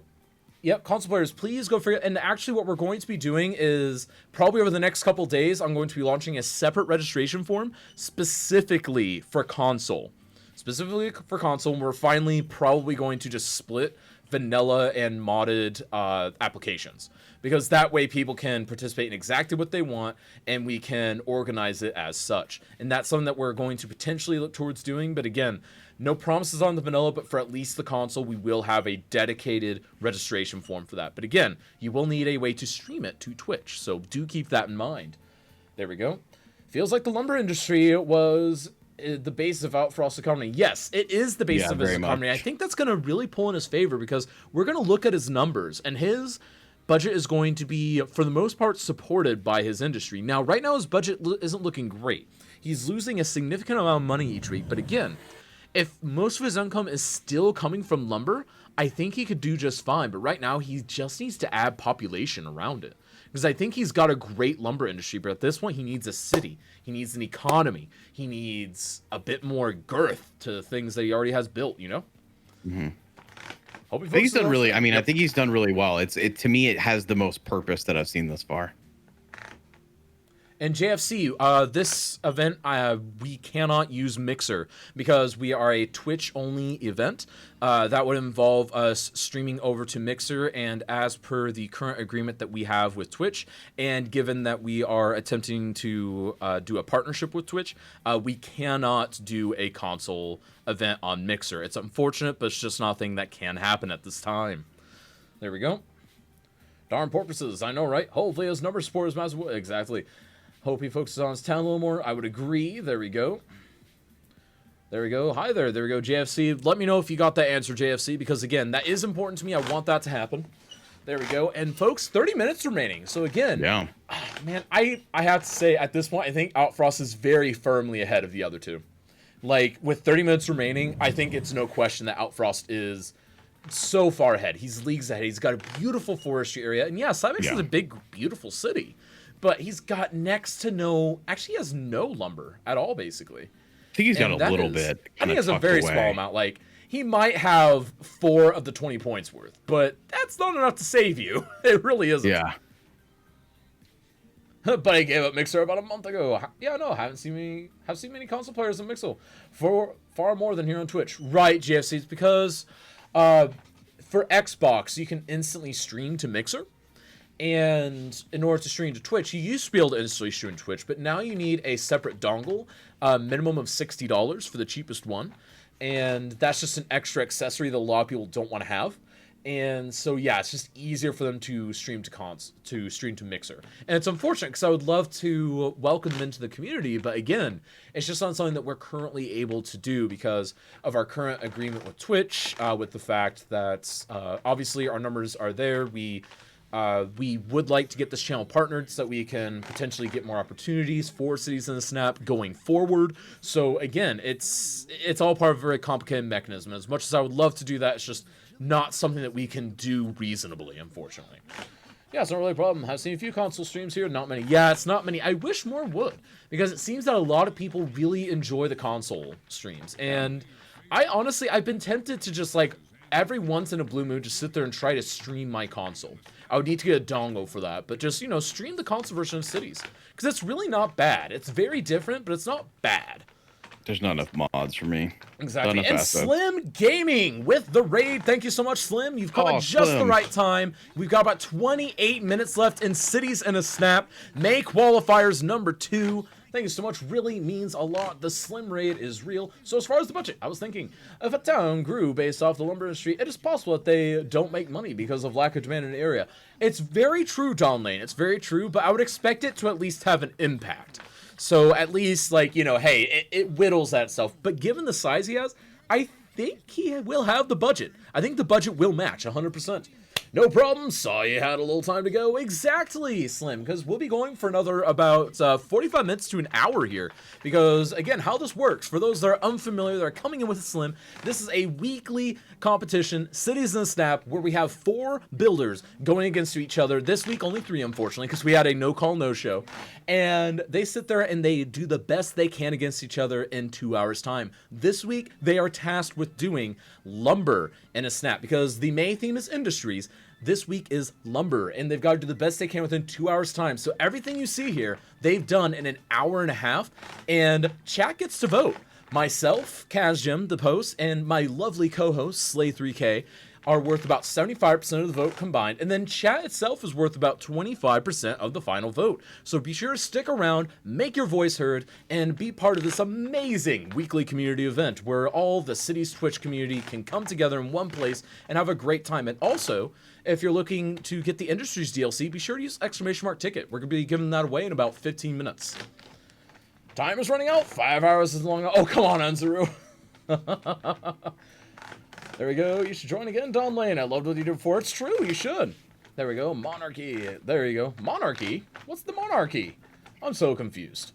There we go. Are you holding Cybex against his will in lieu of payment for setting up bots? That's the impression he gave. Maybe. You just make Kaz happy. Exactly. Does Kazcat get a vote? Yes, Kazcat is me. I vote for DC Shadow Demon. Me too. The Sleeping Minxie. Yeah, I'll do June. Ooh, Don Lane's going to join June. Fantastic. All right, so let's go ahead and check in on the competitors again. So, it looks like Cybex here is doing Oh. a little bit of abandonment issues. Oh my goodness. So Wow. yeah, that is I mean, you know, there's always that casino on the sketch side of town. But That's true. not the main casino strip. Like, it's not like you got the main casino strip, you got the good part of town, and then you got the sketch part of town with, like, that one sketch, but the one that some people really swear by casino that's in the back end of that area. But yeah, I'm not sure I really buy that. Oh, and Kitty man. Claw with the gift subs and Mixy Rose. Thank you for supporting the community. Really means a lot. There we go. Again, use !ticket to get a chance at winning the Industries DLC. And thank you again, Slim Gaming, for the raid. Really means a lot, folks. Slim Gaming is another human that does City Skylines. Go check them out. And yeah, definitely a good streamer to check out. I check them out doing that, Farming Simulator, things like that all the time in the past. Definitely worth checking out. There we go. Bot Master Client Confidentiality ends through. Oh my goodness. Don't get me started on DC's agreements. I think I signed over my firstborn child to him for the bot work that he's done for me. I mean, it's kind of ridiculous. What do you make you sign over to him? What do you make you sign over, Slate, to do your bots and stuff? Who? DC. DC doesn't do my bots. Wait, he doesn't? No. Okay, well, never mind. You didn't have to sign over your firstborn. No, That's good. I don't go in debt, bro. Oh, good. So you're safe. So I signed away my firstborn. By the way, Caswai, surprise. Oh my goodness. Great Mixie. Yep, indeed. Yaktova, welcome in. Be sure to, yep, you got your ticket. Good. Everyone's got their tickets. He's tightened up that loophole. There we go. Oh my goodness. I didn't know. I was so new to Twitch. I was like, oh yeah, this is perfectly fine. This is a perfectly fine contract. Why am I signing it in blood? Why did I have to make a sacrifice beforehand? Yeah, What's going on? exactly. I'd have to draw a pentagram on the ground just to summon the guy. Like, you know. There's only candles. I can't see. Dylan claimed the second born yet? Oh my goodness, Albus. And Vince at tier 1. Thanks so much. Really means a lot, my friend. Thank you so much for supporting the community. It really means a lot. Let's hear. I've been doing detailing in Transport Fever 2 today, along with few PC issues. Oh no, but detailing in TPF 2. Nice. More people need to do that, because that game has some tools for it, but I don't see people utilizing it very much. It's very much a I shame. haven't really looked a ton. People have recommended it to me. I've considered trying and diving in, but just haven't got there I've yet. found it to be limiting, but again, I tried it earlier on, so it might be different now. But earlier on, it just wasn't quite scratching that detailing itch of mine. But again, could very well be different now. Thank you so much, though, Vince. Really means a lot. Get the hyper rolling. Then I crash it with 1/2. There we go. I fixed that, though, Anzaru. I fixed it. There we go. DC is always appreciated. It's true. DC is the best shadow demon. There we go. And the sub for Vince, thank you so much. And thank you, Don. Again, really means a lot. Attitude with the hype from Nightbot. Thank you so much. Really means a lot. And so, again, usually Working has a good loading dock here. And this is something I want to focus on again. He's going again with the hyper detailing, with all of the dirt stuff. But again, he is going to run out of time. And I am actually very afraid that he's not going to have a convincing forestry industry because of it. Like, yeah, it's going to be tough. Because at this to point, fill the in all best the he can space. do is just slap trees down. And that's Yeah, not good enough. yeah. Because he has Yeah. no actual industry. He won't have any numbers to support it. And I know chat, they're going to want to see the numbers. And JFC gifting a sub to the community, which we ended up going to Kazakh Tool. Thank you so much. And then, of course, Don Lane gifting a sub to JJ. And Sydney Chase with 300 bits. Thank you so much. Keep the hype train alive. Man, Nightmorphist with the gift sub to Azera. Thank you so much for the hype train, folks. Get the hype train rolling for the community. Again, all the money gets dumped back into the event. Oh no! Cybex again! Oh, Cybex! Oh. Rip! Oh my goodness, big rip. Cybex needs to get his network issues sorted. Oh my goodness. There we go. Thank you for the gift subs. JFC and Nightmorphist, and I believe it was Dawn Lane, if I am not mistaken. Yes, Dawn Lane. There we go. I got all those in. There we go. What city's in Snap without a crash? Or 2, or 7. And again, Outfrost here doing a really good job. Like, he has a really nice little city. He's got lots of nice little details. I still wish he were about triple the population. I think about triple the population, I'd be happy. I don't know. I don't know if he needs. I just wish everything was like a little bit tighter. I'm not as worried Again, about he the could population solve because it I with feel the like brush. If he just brushed that area between the town and the forest, he'd be good to go. But it's just a matter of but then if he's going to think I of raised that. the question when you have something like that, if that's the story behind it, why did you put, if you fill it with trees, yeah, why didn't you put the lumber closer to the city then?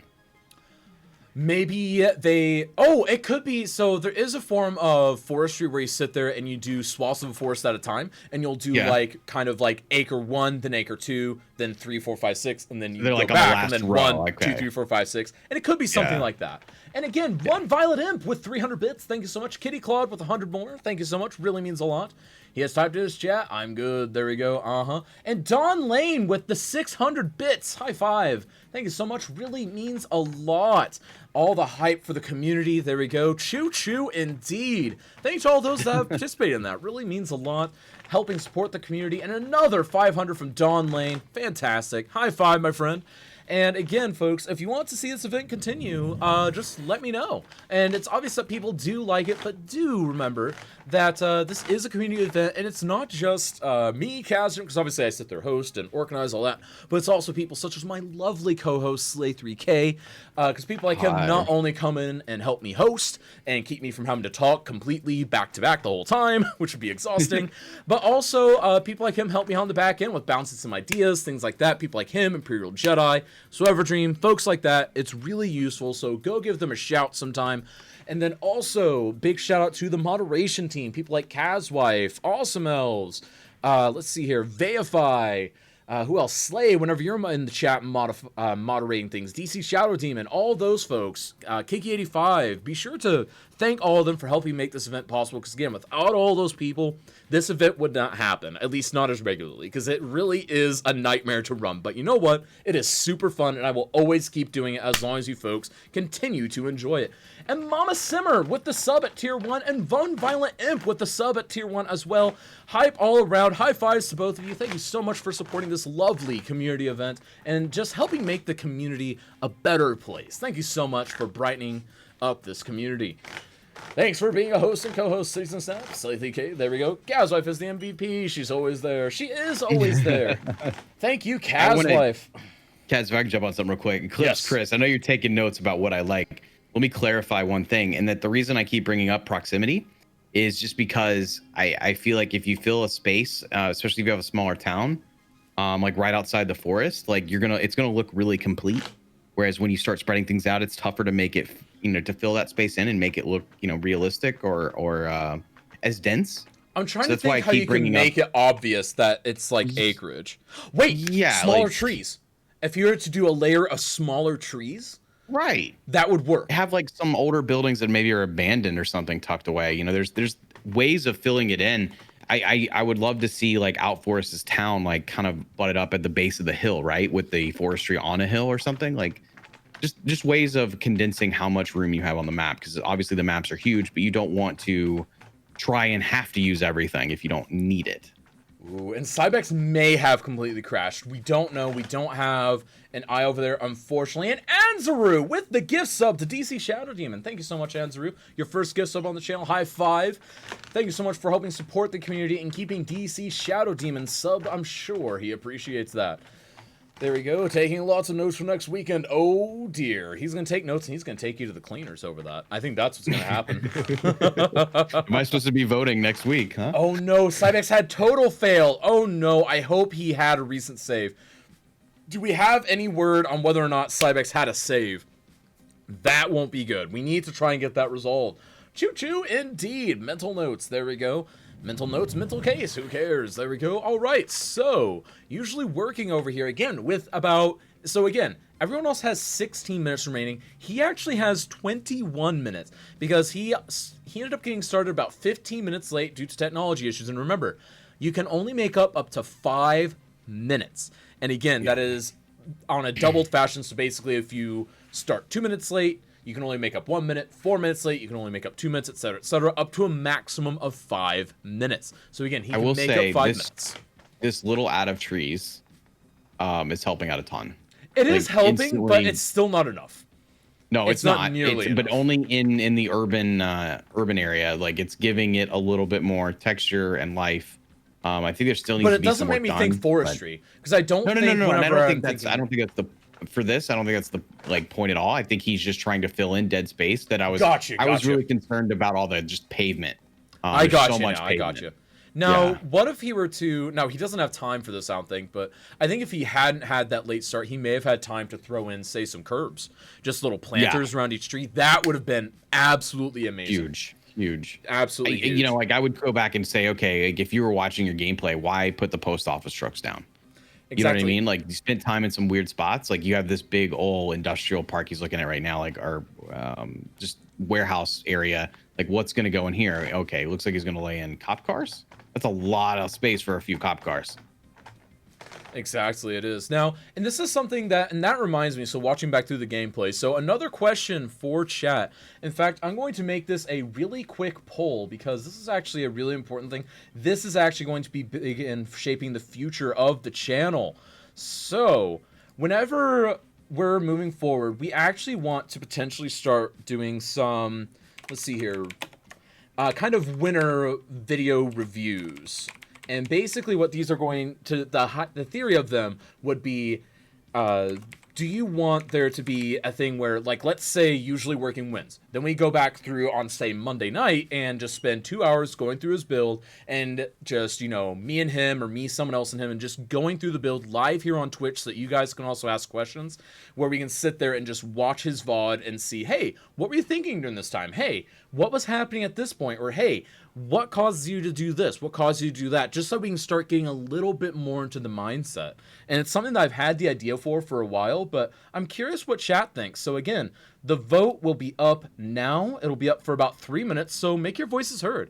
Is that something that you would like to see? Because it's, again, something that a couple people have mentioned, I've had the idea for, and I would like to just get your opinions on it. And again, this wouldn't be in place of anything. This would just be a small additional 2 or so hour thing, just sometime early in the week following someone's victory. What's this, Gaz? Please repeat the entire idea again. No. Don't let the hype train die. There we go. What hype train? Hype train's dead. There it went. There you go. That's what I got of it. Discord, Kaz. I will check it out. Use Forestry Russ. He did. Thanks, Andrew. He did. Let's see here. DC, you're welcome. Cybex been hitting F1 very regularly. That is good. Mental notes. Rip Cybex. Thanks, Andrew. Can we get a vote for if people want to see Casters for some time? No. There we go. Discord, Kaz will do. That's what I got out of it. Something related to yelling, hey. I vote yes. There we go. Announced. 13 minutes remaining. Yes. Okay. I will check Discord. 1 moment. There we go. His subs crashed. Won't let him back on stream. He's having to reboot his system to sort it. Oh, no. That is a critical failure. We will go ahead. He can make up to 5 minutes at the end using that. So, again, he will be able to run up until 5 minutes after time expires, DC, with that information. So... again, we will not have 2 people going into the, quote, overtime of 5 minutes extra at the end due to severe technological issues. Now, again, that's not nearly enough to make up for the amount of time that they lost, but I think it's in the rules, and it's there just to make it to where it's like you don't lose all the time. And again, it is in the rules. If you want to see the rules, you can go see it at seasonsnap.com/rules, or you can check it out in the Discord. There we go. The CS has some major issues today. We need some red pens run over. Maybe. Thank you for the follow there, El Childo. Really means a lot. Albus mixed in with a lot of confusion. Hello, what's up, Wolfie? Wait, what confusion? I vote yes, there we go. Albus, I'm not sure what Albus was saying. There we go. That's what I got of it. I don't know. So basically, Palpatine, the question is, would you want winner video/reviews? Basically, the winner video/reviews would be after someone wins Season of Snap, that following Sunday, Monday, or Tuesday evening, we would sit down, myself and the winner, right here on this channel, and we would sit there and just kind of do a very casual, just 2-hour stream, just going through what they did, what they were thinking, what their thought process was as they were building. And it kind of be a way for everyone to get into the mind of the people that won. It'd be a great insight for people that are interested in joining. And I think it'd be a great way to just help promote the event, because the event is about all of us coming together and learning as a community. There we go. Not 2 hours, 30 minutes. There we go. No, it'd be 2 hours for the things. It'd just be for their build. It would just be for their build. There we go. Sure, seems I would be go away. There we go. I don't know. Again, it's just a thought. Jedi should be showing up any time now. There we go. And wow, it looks like a very overwhelming yes. There will only be one CIS edition. Maybe. Choo choo indeed. Everyone enjoy those choo choo emotes. Thank you everyone who took part in that hype train. High five, my friends. Really helping support this amazing community event. I'll probably watch it as a YouTube video, but not as a live stream. There we go. So Jay, during your review in 3 hours then? Oh my goodness, what happened? There we go. Gratham, maybe. 5 hours? No, it'd be an awesome educational tool too. Exactly, Minxie. And Gratham, it would be uploaded to YouTube later, but it would probably be streamed first so we could take questions from chat. Because I would actually be very interested in taking questions from chat as we went through that type of stuff. Because again, this is all about chat. This is all about the community. This is all about all of us. It's not just about the people that are on camera or on mic. There we go. OBS crash. There we go. Yep. Cybex is getting back in. Cybex knows that he has 5 bonus minutes at the end to make up for the technological issues because he's kind of reached that 10-minute point of technological breakage by the time he gets back in. Or at least I think he will. So he'll have up to 5 minutes depending on when he gets back in. Since that sounds fair to me, exactly. Yeah, YouTube only. Doing a secondary stream post-CIS would be time-consuming. There we go. Palpatine, there are advantages, though. There are definitely advantages. And I'll put it this way, I would not mind doing it on my end. It would actually be very advantageous for the channel. There we go. And again, for the community as well. Just 5 minutes talking about the winner before the final month edition, like we did with the new DLC. Maybe. That'd be another bonus thing, Vince. Because again, the thing is, we actually need to get a few more events happening each month just for the channel. Otherwise, we'll never be able to advance the Season Snap channel. To get partnership with Twitch. There's just no way to do it unless we do a minimum of 12 streams over the course of 30 days at one point. It's unfortunate, but that's just the way it's got to go. And that way we could get more, we would get more revenue from Twitch, we would get more of the sub money, all of that stuff. And so there are long-term advantages for us if we do that. That's why I'm considering that. There we go. It also for the channel. Quit with the nose. There we go. Palpatine, you have to win to be in effect, so you're a safe Palpatine. Oh, rip. There we go. All right, whew, that was quite the motor mouth there. Did that all make sense, Slay? I know. I sat back and just let you do your thing for a minute. I was able to catch my breath. I went for a walk. Dude, sometimes I just had to get all of it out all at once. Like, I was about to order some food. Oh my goodness. Well, sometimes it just happens because people have the right questions. No, Chris, I'm not signing up for that right now. Yeah, there we go. Oh my goodness. So usually working, throwing down the trees. Yep. Okay, so he is starting to save it, but that's he needs higher density. He's got to boost the density on it. He's got to boost the density. He still needs actual forestry industry. So I'm officially worried about usually working now. And honestly, at this point, I'm willing to say Outfrost may just have it. Outfrost might have it at this point. I think he's in really good shape. Outfrost is in an excellent position, and his city has boosted in size. So again, I think it's really hard to ignore that Outfrost is by far winning right now. And for some reason, I would have to say, like, we've kind of poked at it a little bit, but in retrospect, I mean, he's definitely had a leg up through the whole thing at this point. Like, it's kind of more apparent to see. Exactly. It's much more apparent that you can see everything. There we go. Now we can actually see everything. For some reason, that screen moved a little bit. But, so, Kazham, really? That's the name of the city? Oh, my goodness. Oh, my goodness. That is absolutely nuts. But, yeah. Don, what is Don suggesting here? What's who suggesting? Maybe you can get Slay to give a detail stream on CIS one night? Oh, Lord. Maybe. I would, I mean, if he wins details in Snap, for sure. Absolutely, for sure. There we go. And so let's go ahead and bump back out of that. That is a panel that you guys weren't supposed to see yet, this one. So yeah, this is a new panel that we're thinking about using on stream, folks. We can sit there and actually see stream chat at the same time. Just something that is a bonus that we're thinking about. There we go. All right. So back on over. Slayer was setting up his bookshelf, exactly. Yeah, I've been working on that. Yeah, exactly. All day. And folks, we've got 6 minutes remaining. Hopefully Cybex can get back in, because again, he's got a maximum of 5 minutes he can make up at the end. And at this point, man, it's really hard to think that this is going to go to anyone but Outfrost. But again, anything can happen. Because remember, chat, you are worth 25% of the vote. There we go to Davies. Successfully bought one ticket. There we go. And be sure, because folks, in about 45 seconds, we are ending the giveaway for a single copy the second copy rather of the Industries DLC. Be sure to use !ticket right now to make sure you have a shot at winning. And yeah, hopefully this goes out. And again, this can be for any platform. It can be for Steam. It can be for PS4. It can be for Xbox. Just let me know, and I will make it happen for you. There we go. This way I want one ticket. There we go. And be sure that if you do win, be sure to message me, Kazjim, on the back end. We've got about 10 seconds left on that giveaway, and then we'll have 5 seconds left. There we go. And 4, 3, 2, 1 for the giveaway. And the giveaway is closed. There we go. And let's see who won. Let's go ahead and draw that winner. And the winner is Sydney Jace.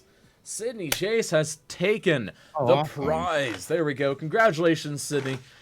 Be sure to message me on the back end so we can get you your key. Again, this one is from Cities in a Snap, the event itself. All right, and Cybex is back in. He will be able to go 5 minutes into overtime alongside usually working to deal with his tech issues. There we go. And of course, DC, once the time is up, if you would head on over to Outfrost to let him know that the time is up, but we will have 2 people still running. There we go. All right, so that is... This has been really exciting. I mean, the crashes, all of that stuff, it's been absolutely great. Oh, did it just... Okay, it just like randomly did that. That scared me. I had a heart attack there for a second. I was like, oh no! But I think that was just Twitch. That was We've just had 2 Twitch crashes. Oh my We've had usually working take a year to get into a game. I mean, honestly, I had enough to go out. Like, you were talking about going for a walk. I had enough time to go find my cat, clean the litter box, like, you know, all that kind of stuff. There, I was sitting there waiting for him to load. It's like, oh, I guess we better start the event now. I can't win at all if it isn't base game. It's true, Morphus, but you've won like 87 versions of base games, so that's got to be worth something. I like how Outfrost is starting to like really fill in his town too. And like, honestly, really great job. I think he made the wise decision. He left his town for last, and as a result, the theme, the lumber, is looking amazing. And then on the other hand, his town isn't bad. It really isn't bad, but the focus, the true heart of the city, all of the lumber, is absolutely beautiful. And I think it's gonna be really hard to top this. I really do. I'm really hoping he grabs that forest brush. That's the only thing, is that just the space between city and lumber. That's the only thing I want him to fix. And again, even that, with how good the lumber is, with the fact that he has a complete city, all of that, that's still relatively minor potatoes, but it's still something that can make the difference between like a 17 and a 20 on the theme for me. Totally, he's done a really good job. Yeah. Because like right now he's batting pretty high. He's batting in the high teens as far as I'm concerned. Like he's batting really high on that theme. The other two struggling a little bit, it seems. But again, I still think the other two could pull it off. But usually working and Cybex have, unfortunately, this one I think just fallen off. Like I don't know. I mean, do you think that they've just fallen off at this point? I feel like usually working kind of had a game plan you wanted to go with. I feel. And I love the fact that he went all ploppable. He stuck to his guns. He did his thing, and I had a ton of respect for that. And I think I think he needed to go a little smaller. I think he needed to go a little tighter, and do something a little bit less of scale. And I think he would have been in even better shape. And then obviously, you can say focus more on theme and stuff like that. I think that's apparent, but I think that just the scale itself would have been a big help for him. And I think Cybex, it's just tough to say. I think he wanted a bigger city and he went for it, and he did it. But it's kind of the theme is lost in the city. I don't see the theme at all. I guess is the problem. I don't see any transition to lumber anywhere, and that's kind of a concern. Whereas again, if you're looking at Outfrost, what he's done is like you have a city that is adequate in scale for lumber. Like it feels like that old kind of this old town vibe. And I think that's really cool. Like there's like a fade into, and he's adding trees now, so he's going to kind of fill in the space. But it's definitely kind of on par with what I would expect out of a lumber town. And while that may be cliche, I think it's effective. It kind of makes sense. And when you talk about having a purpose for your city, he has it. Whereas in some other instances, it's sort of lacking. Right. Now, what in particular do you think is really selling the purpose of it? And we got 60 seconds, folks. 60 seconds on the clock. I think it's scale, man. I think it's the fact that he has thought. He looked at something that appealed to him, I guess, beforehand. Got some inspiration, and And through this entire competition, since we started looking at it earlier, like he's stuck to that, and I think that's paid off. Like his town isn't a huge, metropolis. It's not New York City attached to this little lumber area. You have a town that looks like the economy was built off lumber, and I think just having that, I really like the fact that like if you can take a city and you have a theme or a purpose to it, and then your city, everything you need to do after that needs to be defined by those rules that you set for yourself when you're beginning your city. I think it pays off, man. I think it makes sure it gives unity and cohesion, and that's really important. And if you can do that in 2 hours, kudos. Exactly. All right, and can we get ready with the stop timer? And now the stop timer is up for Outfrost. Outfrost must stop building.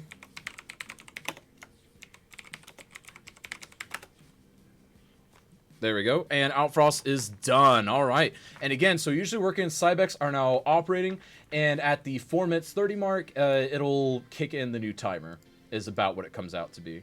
And that'll start at about 4, 3, 2, 1. And there we go. All right. Beautiful. It looks like it's running. Yay! All right, so we've got a new timer up. And again, this timer is for usually working in Cybex. Outfrost is done. He is good to go. But these two are operating at a 10+ minute disadvantage, which means that they have 5 minutes here at the end. So again, anything can happen. Absolutely anything can happen. There we go. Oh my goodness, he can't do that on through. There we go. Wait, did Outfrost not stop? No, it looks like Outfrost stopped. Yeah, he paused and everything. He put, I think there was just like a little delay. He put like one residential piece in. Yeah, exactly. Probably just a small amount of delay. That's it. Yeah. Cybex might even load into the game, hopefully. Now, again, man, that is rough. Because, again, his was looking a little bit like it was lacking. And I think that with that crash, unfortunately, I think Cybex might be out of it. It's sad. It really is sad. But I think for the first time, you might have someone that is countered out before we even get in.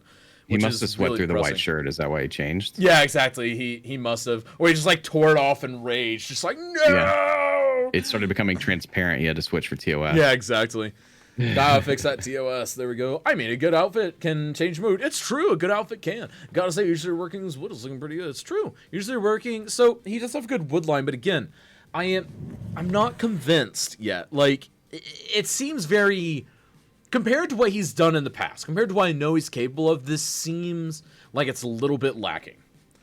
There goes Cybex switch S's. I mean, pretty much. There we go.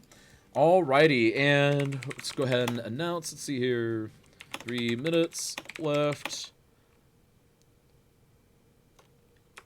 There we go. And make sure Outfrost knows that that's not for him. Not Outfrost. There we go. There we go. I just had to specify that. That was like the end user product interval over time. But no forest, no felling, no so on. Yeah, and Palpatine, I would kind of get that. Like, so what do you think of that, Slay? What do you think of what Palpatine mentioned? It kind of looks like the end user area. Product of lumber town, but no forest, no feeling, no sawmills. Yeah. Like, maybe a middle point. Like, maybe it's like the collection area for a bunch of stuff, but I'm just not seeing it. Yeah, I'm having a tough time. I mean, there's just... I think he knows what he wants. I can only imagine if he had a couple more hours, what he would come up with. Oh, don't turn into Jedi with that. No. But I mean, I think there's something here. It just needs more time. I feel like I know where he started, and I felt comfortable with what he was doing at the beginning. And then it's just, I kind of like what you were saying. It just kind of looks like it fell off a little bit, but it got too big. The idea got a little bit too big for, I think, what we need. Exactly. A little too big. And again, that's something that can happen anywhere. It really can happen anywhere. And I think we're trying to detail so much here. We're trying to do so much detail in these spaces that aren't as significant to the theme, but there's ways around some of this, and it's cutting down on space. In 2 hours, I do garbage. I mean, pretty much. But you know what? That's fine. I also do garbage in 2 hours. I keep getting slower and slower with my cities. I started out really fast, but I've ended up going really, really slow. Let's see here. And we've got 60 seconds remaining. 60 seconds. Hey, Jay, I know, right? I wouldn't know anything about a slow building, so... Yeah. Oh, yeah, exactly. Yeah, you wouldn't know. Hey, I was proud of you. You got at least 5 buildings up during your run in Cities and Snaps. So, Had a you know small what? town, man. Come on. I was Small so town. proud of you. I was so very proud of you on so many levels. There we go. And now now it's really coming down to the wire, folks. We only have 30 seconds remaining. Oh my goodness, the timing is real. This is here. Building is so slow. It's like the buildings don't move right. Not Cities and Snaps without fire. I did the same cause I know, right? Oh my goodness. But folks, we've got about 15 seconds left. Get the hype in chat. Here we go, folks. Here we go. And this is it, folks. This is it. This is what we're all here for. The last few seconds. And 3, and 2, and 1. Stop. There we go. And all building is over. There we go. All right. So, all building is done on all fronts. Cybex, stop, darn it. Stop, stop, stop, stop, stop. You know the drill. Stop, you big old Cybex derp. All right. So now let's go ahead and check out all these competitors. So, first let's go ahead and check out, we'll just go in competitor order. Let's go to Cybex 99. All right, where is Cybex? Cybex isn't even in Discord. Okay, we're gonna go to Usually Working. So, Usually Working. Hi, how are you doing? That is me. Hi, so, You got my name right this time. yeah, I appreciate did. it. I know, right? So, so you know the drill. You got about 5 minutes, but before we start your timer, we do want to see a few things. We just want to see the traffic around any lumber industry you have, and we also want to see the budget for your lumber industry, if it exists. Okay. Well, let's take a look at the traffic real quick. I'm at 83%. Not bad. I mean, it's not bad. It's only 4,000 people. I don't have any traffic right here right now.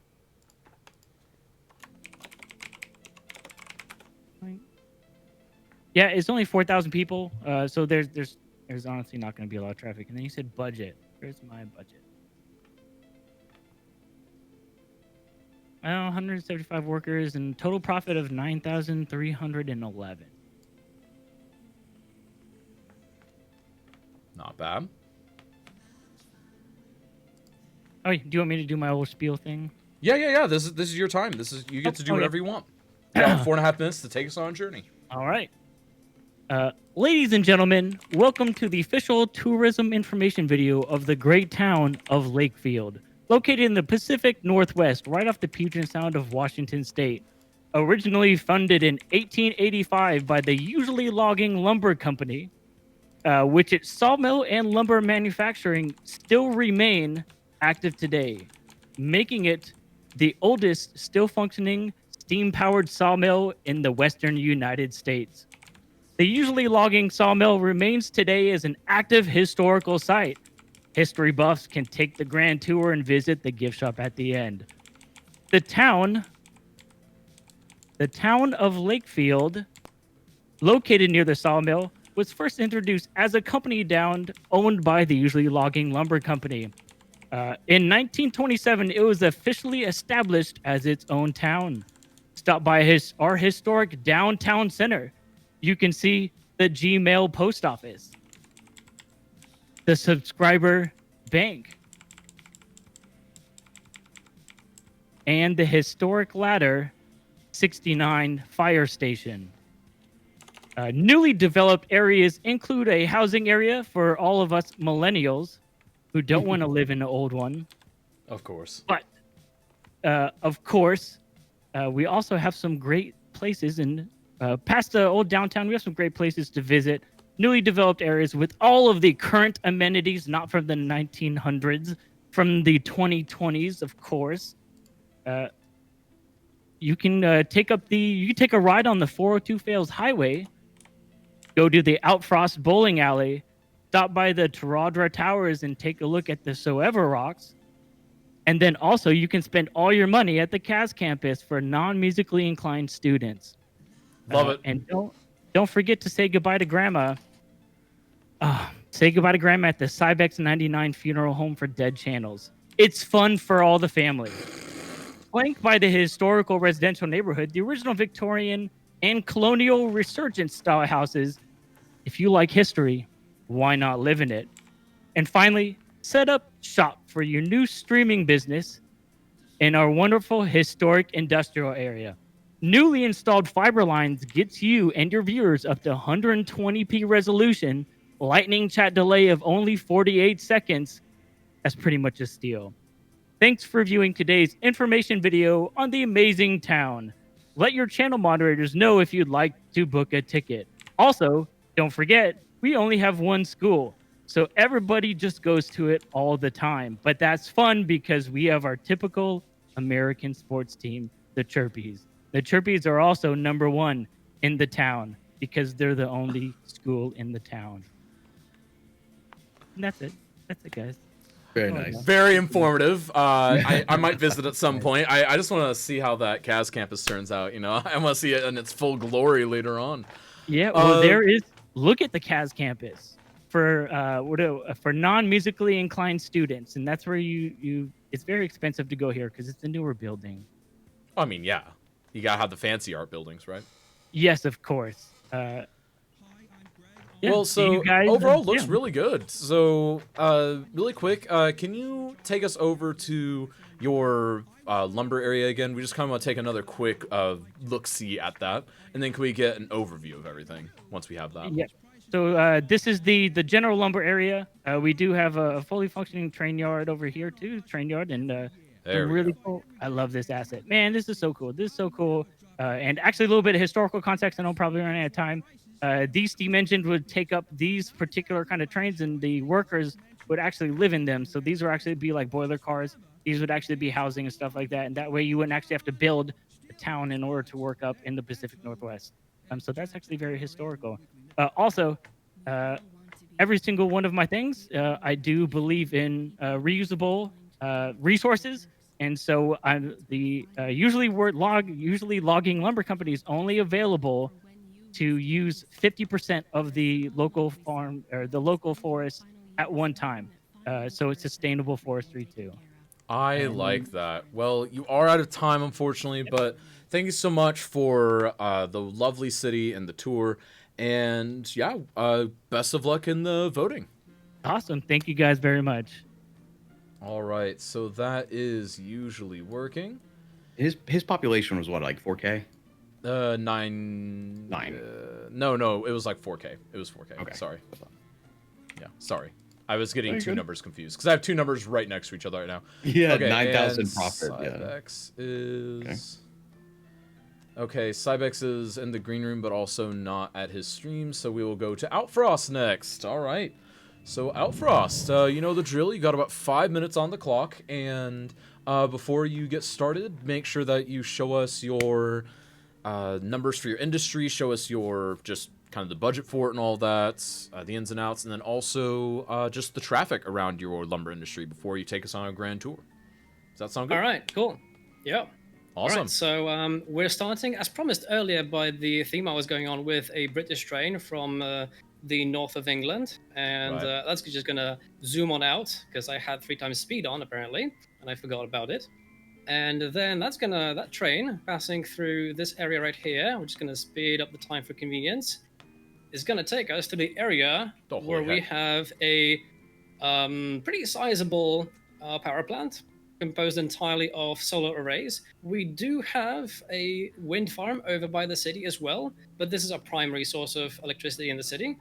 Also our waste processing. I spent way too much time on this.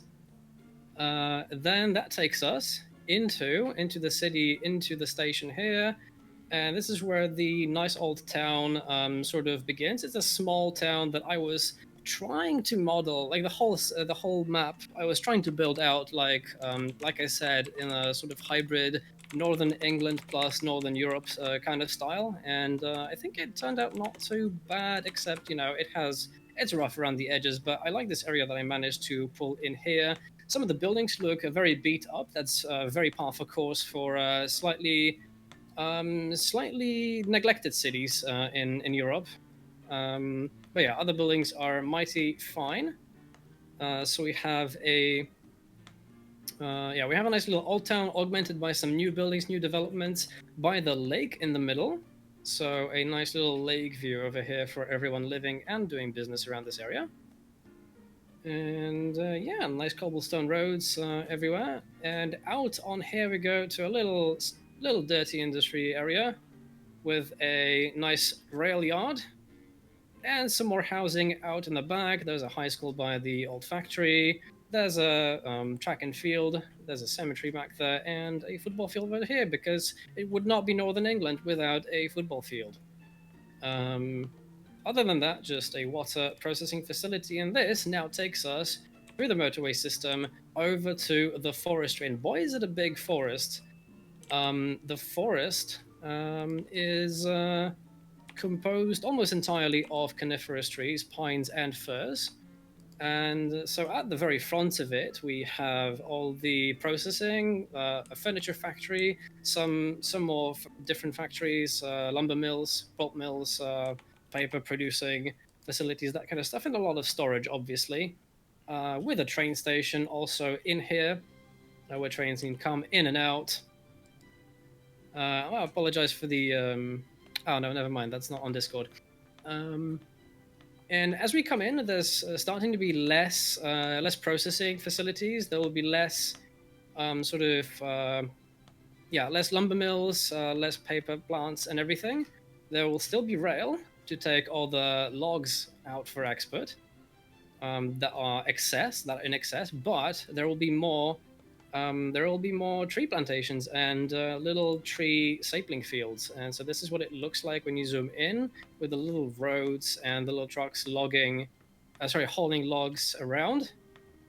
So this is just a densely forested area where people have set up several tree farms.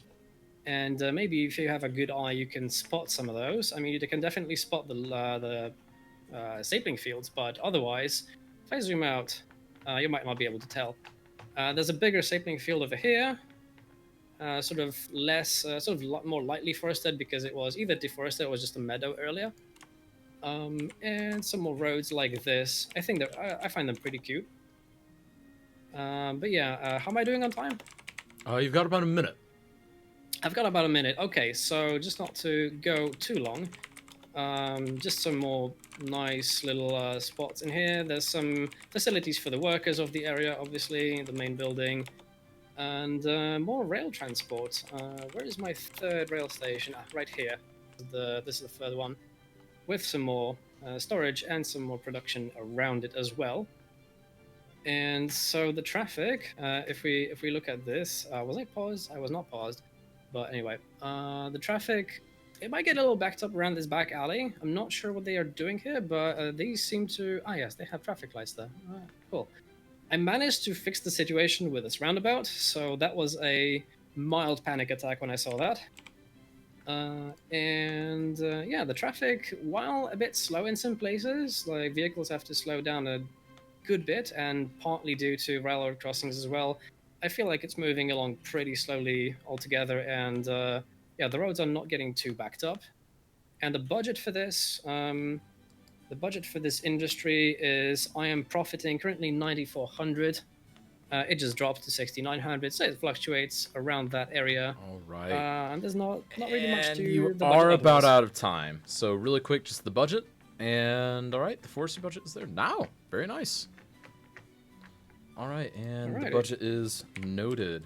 All right, thank you so The much. population, if you want, is 2,000 at the moment, with the game Yep. on paused for a bit. And it is called Chasm. I did see that. Well, thank you so much. We will be letting you go. And of course, thank you so much for participating, and good luck in the voting. Thank you very much indeed, and good luck to everyone. Yes, and good luck to everyone indeed. All right, folks. Again, that was twitch.tv/Outfrost. With a 0. And now we've got Cybex. Hey, what's up, guys? All right, so you know the drill. You got about 5 minutes before we get started. Be sure to give us the forestry industry numbers, as well as the localized traffic around any forestry industry you may have. Absolutely. How are we, guys? Beautiful, beautiful day. Everybody else beating us? No, we're having a blast. I was kind of saying in chat there, we are not we're limping is not our thing. We're good. We're good with limping, so we're good. And yeah, we're pretty happy with how everything turned out. So if you kind of look here, the way I lay out our city is we've got our commercial and all of our residential kind of here right along the river, and then we've got the 4 east, 4 west that we're laying out here. So we've got 4 west over here. That's kind of our lower key, kind of smaller city area, and we've got plenty of forest that's kind of going along as its way, as well as the 4 east, which is the much more successful kind of area, as well as the trade school that we've got going as well. can Kind of show you unpause, around by the the way. city here. Oh, Do wait, what? you are on pause. Never mind. Keep going. Okay, sorry. So yeah, we've got the 4 east and the 4 west. It's kind of what we build our city based on. Is kind of a split industry area. So we've got plenty of forest over here on the east and plenty of forest over on the west. Actually, that's backwards. 4 west, 4 east, and plenty of city and commercial, as well as a downtown area. So really what we're going for is just having a downtown area that you wouldn't normally see in a forest town or a lumber town, and plenty of I don't know, plenty of city, I guess, if you will, that you wouldn't expect to see in a forest town. So we were just trying to do our best to go away from the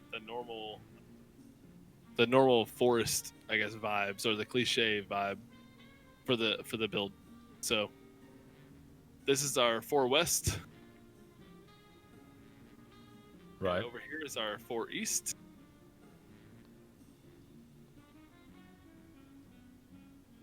Then we've got a lot of suburbs and whatnot in the middle. You said you wanted to see population is about 51,000. Our traffic, let's take a look at it, is about 74%. And looking at both of our forests, the Magnolia, which is our 4 west, is a little bit in the negative, about $800. And our 4 east is negative $3,200.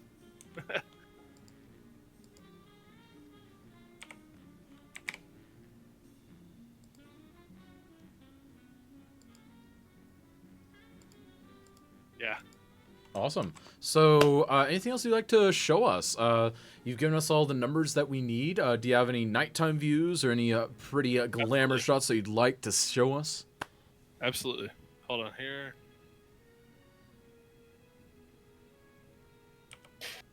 Let's set it all up. Let the dog trip over the green screen for a second. All right, now we're good.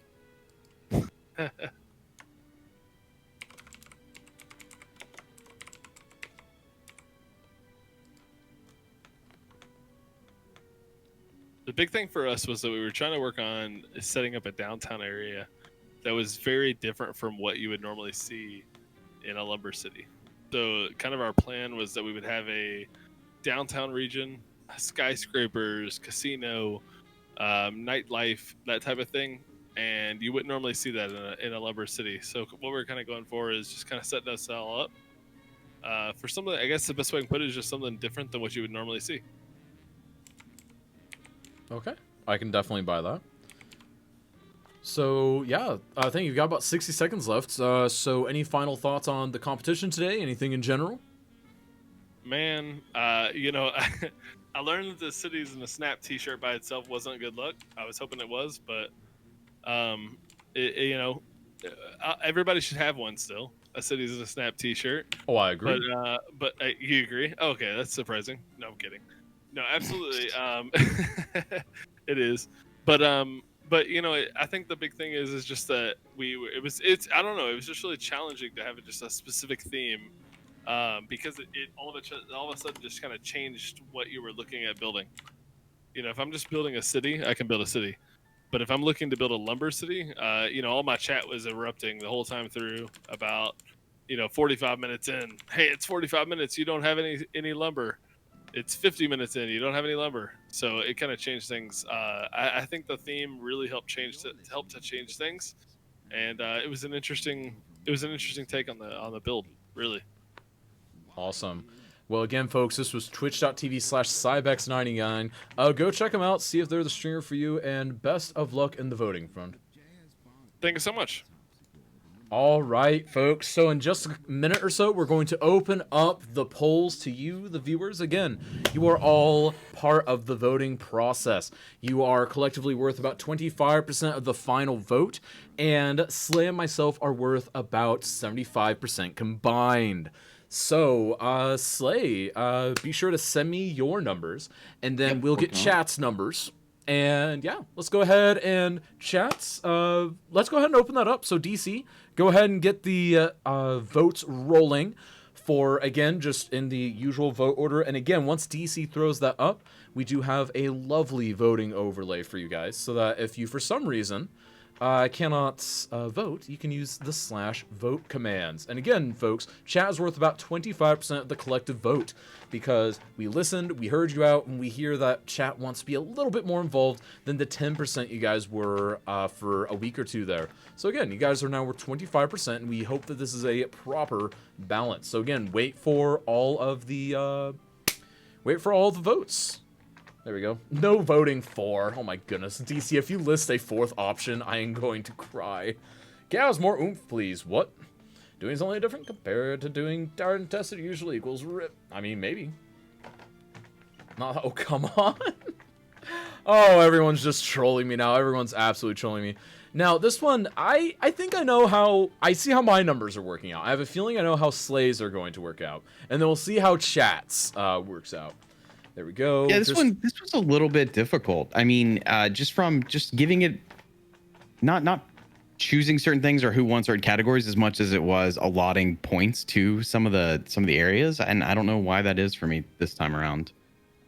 And then again, the reminder from Kazwife: be sure to vote for what you believe is the best city, not your favorite streamer. We cannot emphasize that enough. Okay, so Slay, why don't you take us through how, like, what you thought? Don't give us your actual numbers yet. Wait until the voting's done for that. But just what are your thoughts about this? I think my overall thoughts and I'll go quickly through Cybex, usually working out Frost. Cybex, I mean, I think he just needed to spend more time on lumber. I think he admitted that. He knew that. I think the city, if it was just cities in a snap, like, great, you're doing fine, man. But since there is a focal point, it was kind of lost, and there was no way for him to make that up with anything else. Usually working, I think just overall, I just wish he would have condensed space a little bit, built a little bit tighter, lessened focus on some extra details, and focus more on just like making a small town. He's obviously got the creativity, right? The creativity's there. He had a story and all that. I just wanted a little less scale and a little bit more of a focus on making maybe a small town attached to like a lumber area. I think he had the idea. It's just it became so big and so many details all over the place. And for Outfrost, I mean, I think he came in with a plan, and he seemed confident throughout, right? And after like his tour and kind of what he put together, like, yeah, I really enjoyed what he did. I think he had a theme in mind. He didn't try to overbuild. I would love to see this more heavily detailed and see what it could really look like. And then the one thing that kind of took me out of it was just the space that we talked about a little bit. But even then, it still looks really good for what he did. Like, I could see that just being as simple as doing rows of trees to create, like, you know, the farm effect. Like, you know, but overall, I mean, hats off to all of them. I think that it's just one of those things where it's clear that, you know, you've got to have a plan for how to incorporate lumber, and then you've got to figure out, like, okay, what do I need to do with my city? And I think the lumber thing coming first is really, really important. Right, I can definitely see that. So for me, I think Cybex had a really cool idea. I think he had a cool idea, just I don't think, for me at least, I don't think it quite came to form. I don't think it quite came to form. And then Usually Working, I think, had probably the single best concept. Yes. However, I'm not sure it quite worked. Whereas Outfrost went with a very simple concept, but he executed it so well. And it turns out that you and I, we thought very similarly, Slay. Our numbers were up to 3 apart on the totals for each person. So, because again, I doubled your theme values because the theme is worth 20 instead of just 10. Got you. But gotcha. Yeah. No, you're fine. I figured that's what you did. Cause I was like, wow, that was a little low. But no, so yeah, so I doubled that for you to make that a bit more accurate. Understood. I was wondering, you were saying that earlier, and I'm like, wait, do I double him or is he double him? I don't know. Yeah, that was my bad. That was my bad. But so yeah, and it looks like so we do have a popular vote. The popular vote is Outfrost. So on me and Slay's end, it looks like it's a unanimous decision between Slay, Kazjim, and Chat, and it looks like the winner is Outfrost. Yeah. So let's go congratulate that winner, folks. And Outfrost, congratulations on winning the May qualifier number 2 for Cities in a Snap Industries Edition. Congratulations, my friend. Holy moly. This is so exciting. Like, I knew I was up against some veterans, some people who have participated so many times in this. I wasn't banking on winning this, and actually throughout the whole thing, I was like, I'm too slow. They're gonna beat me to the time, man. They're gonna beat me to the timer. But well, here we are.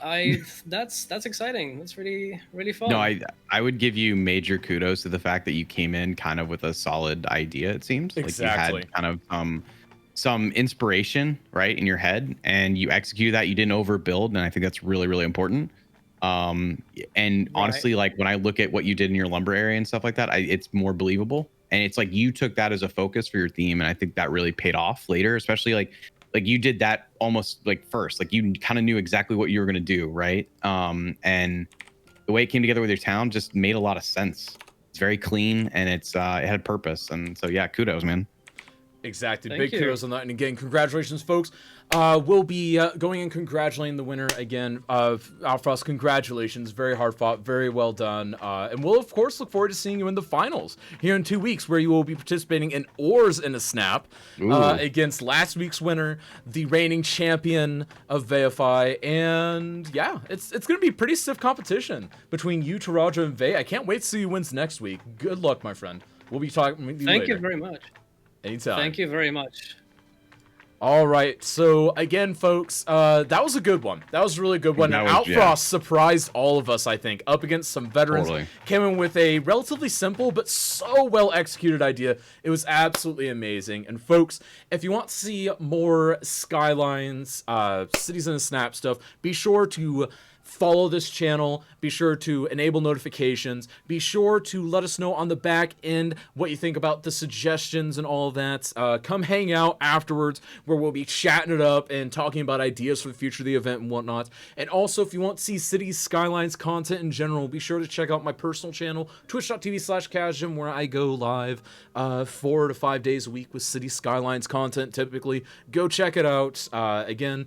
And then also check out my lovely co-host, Slay3K.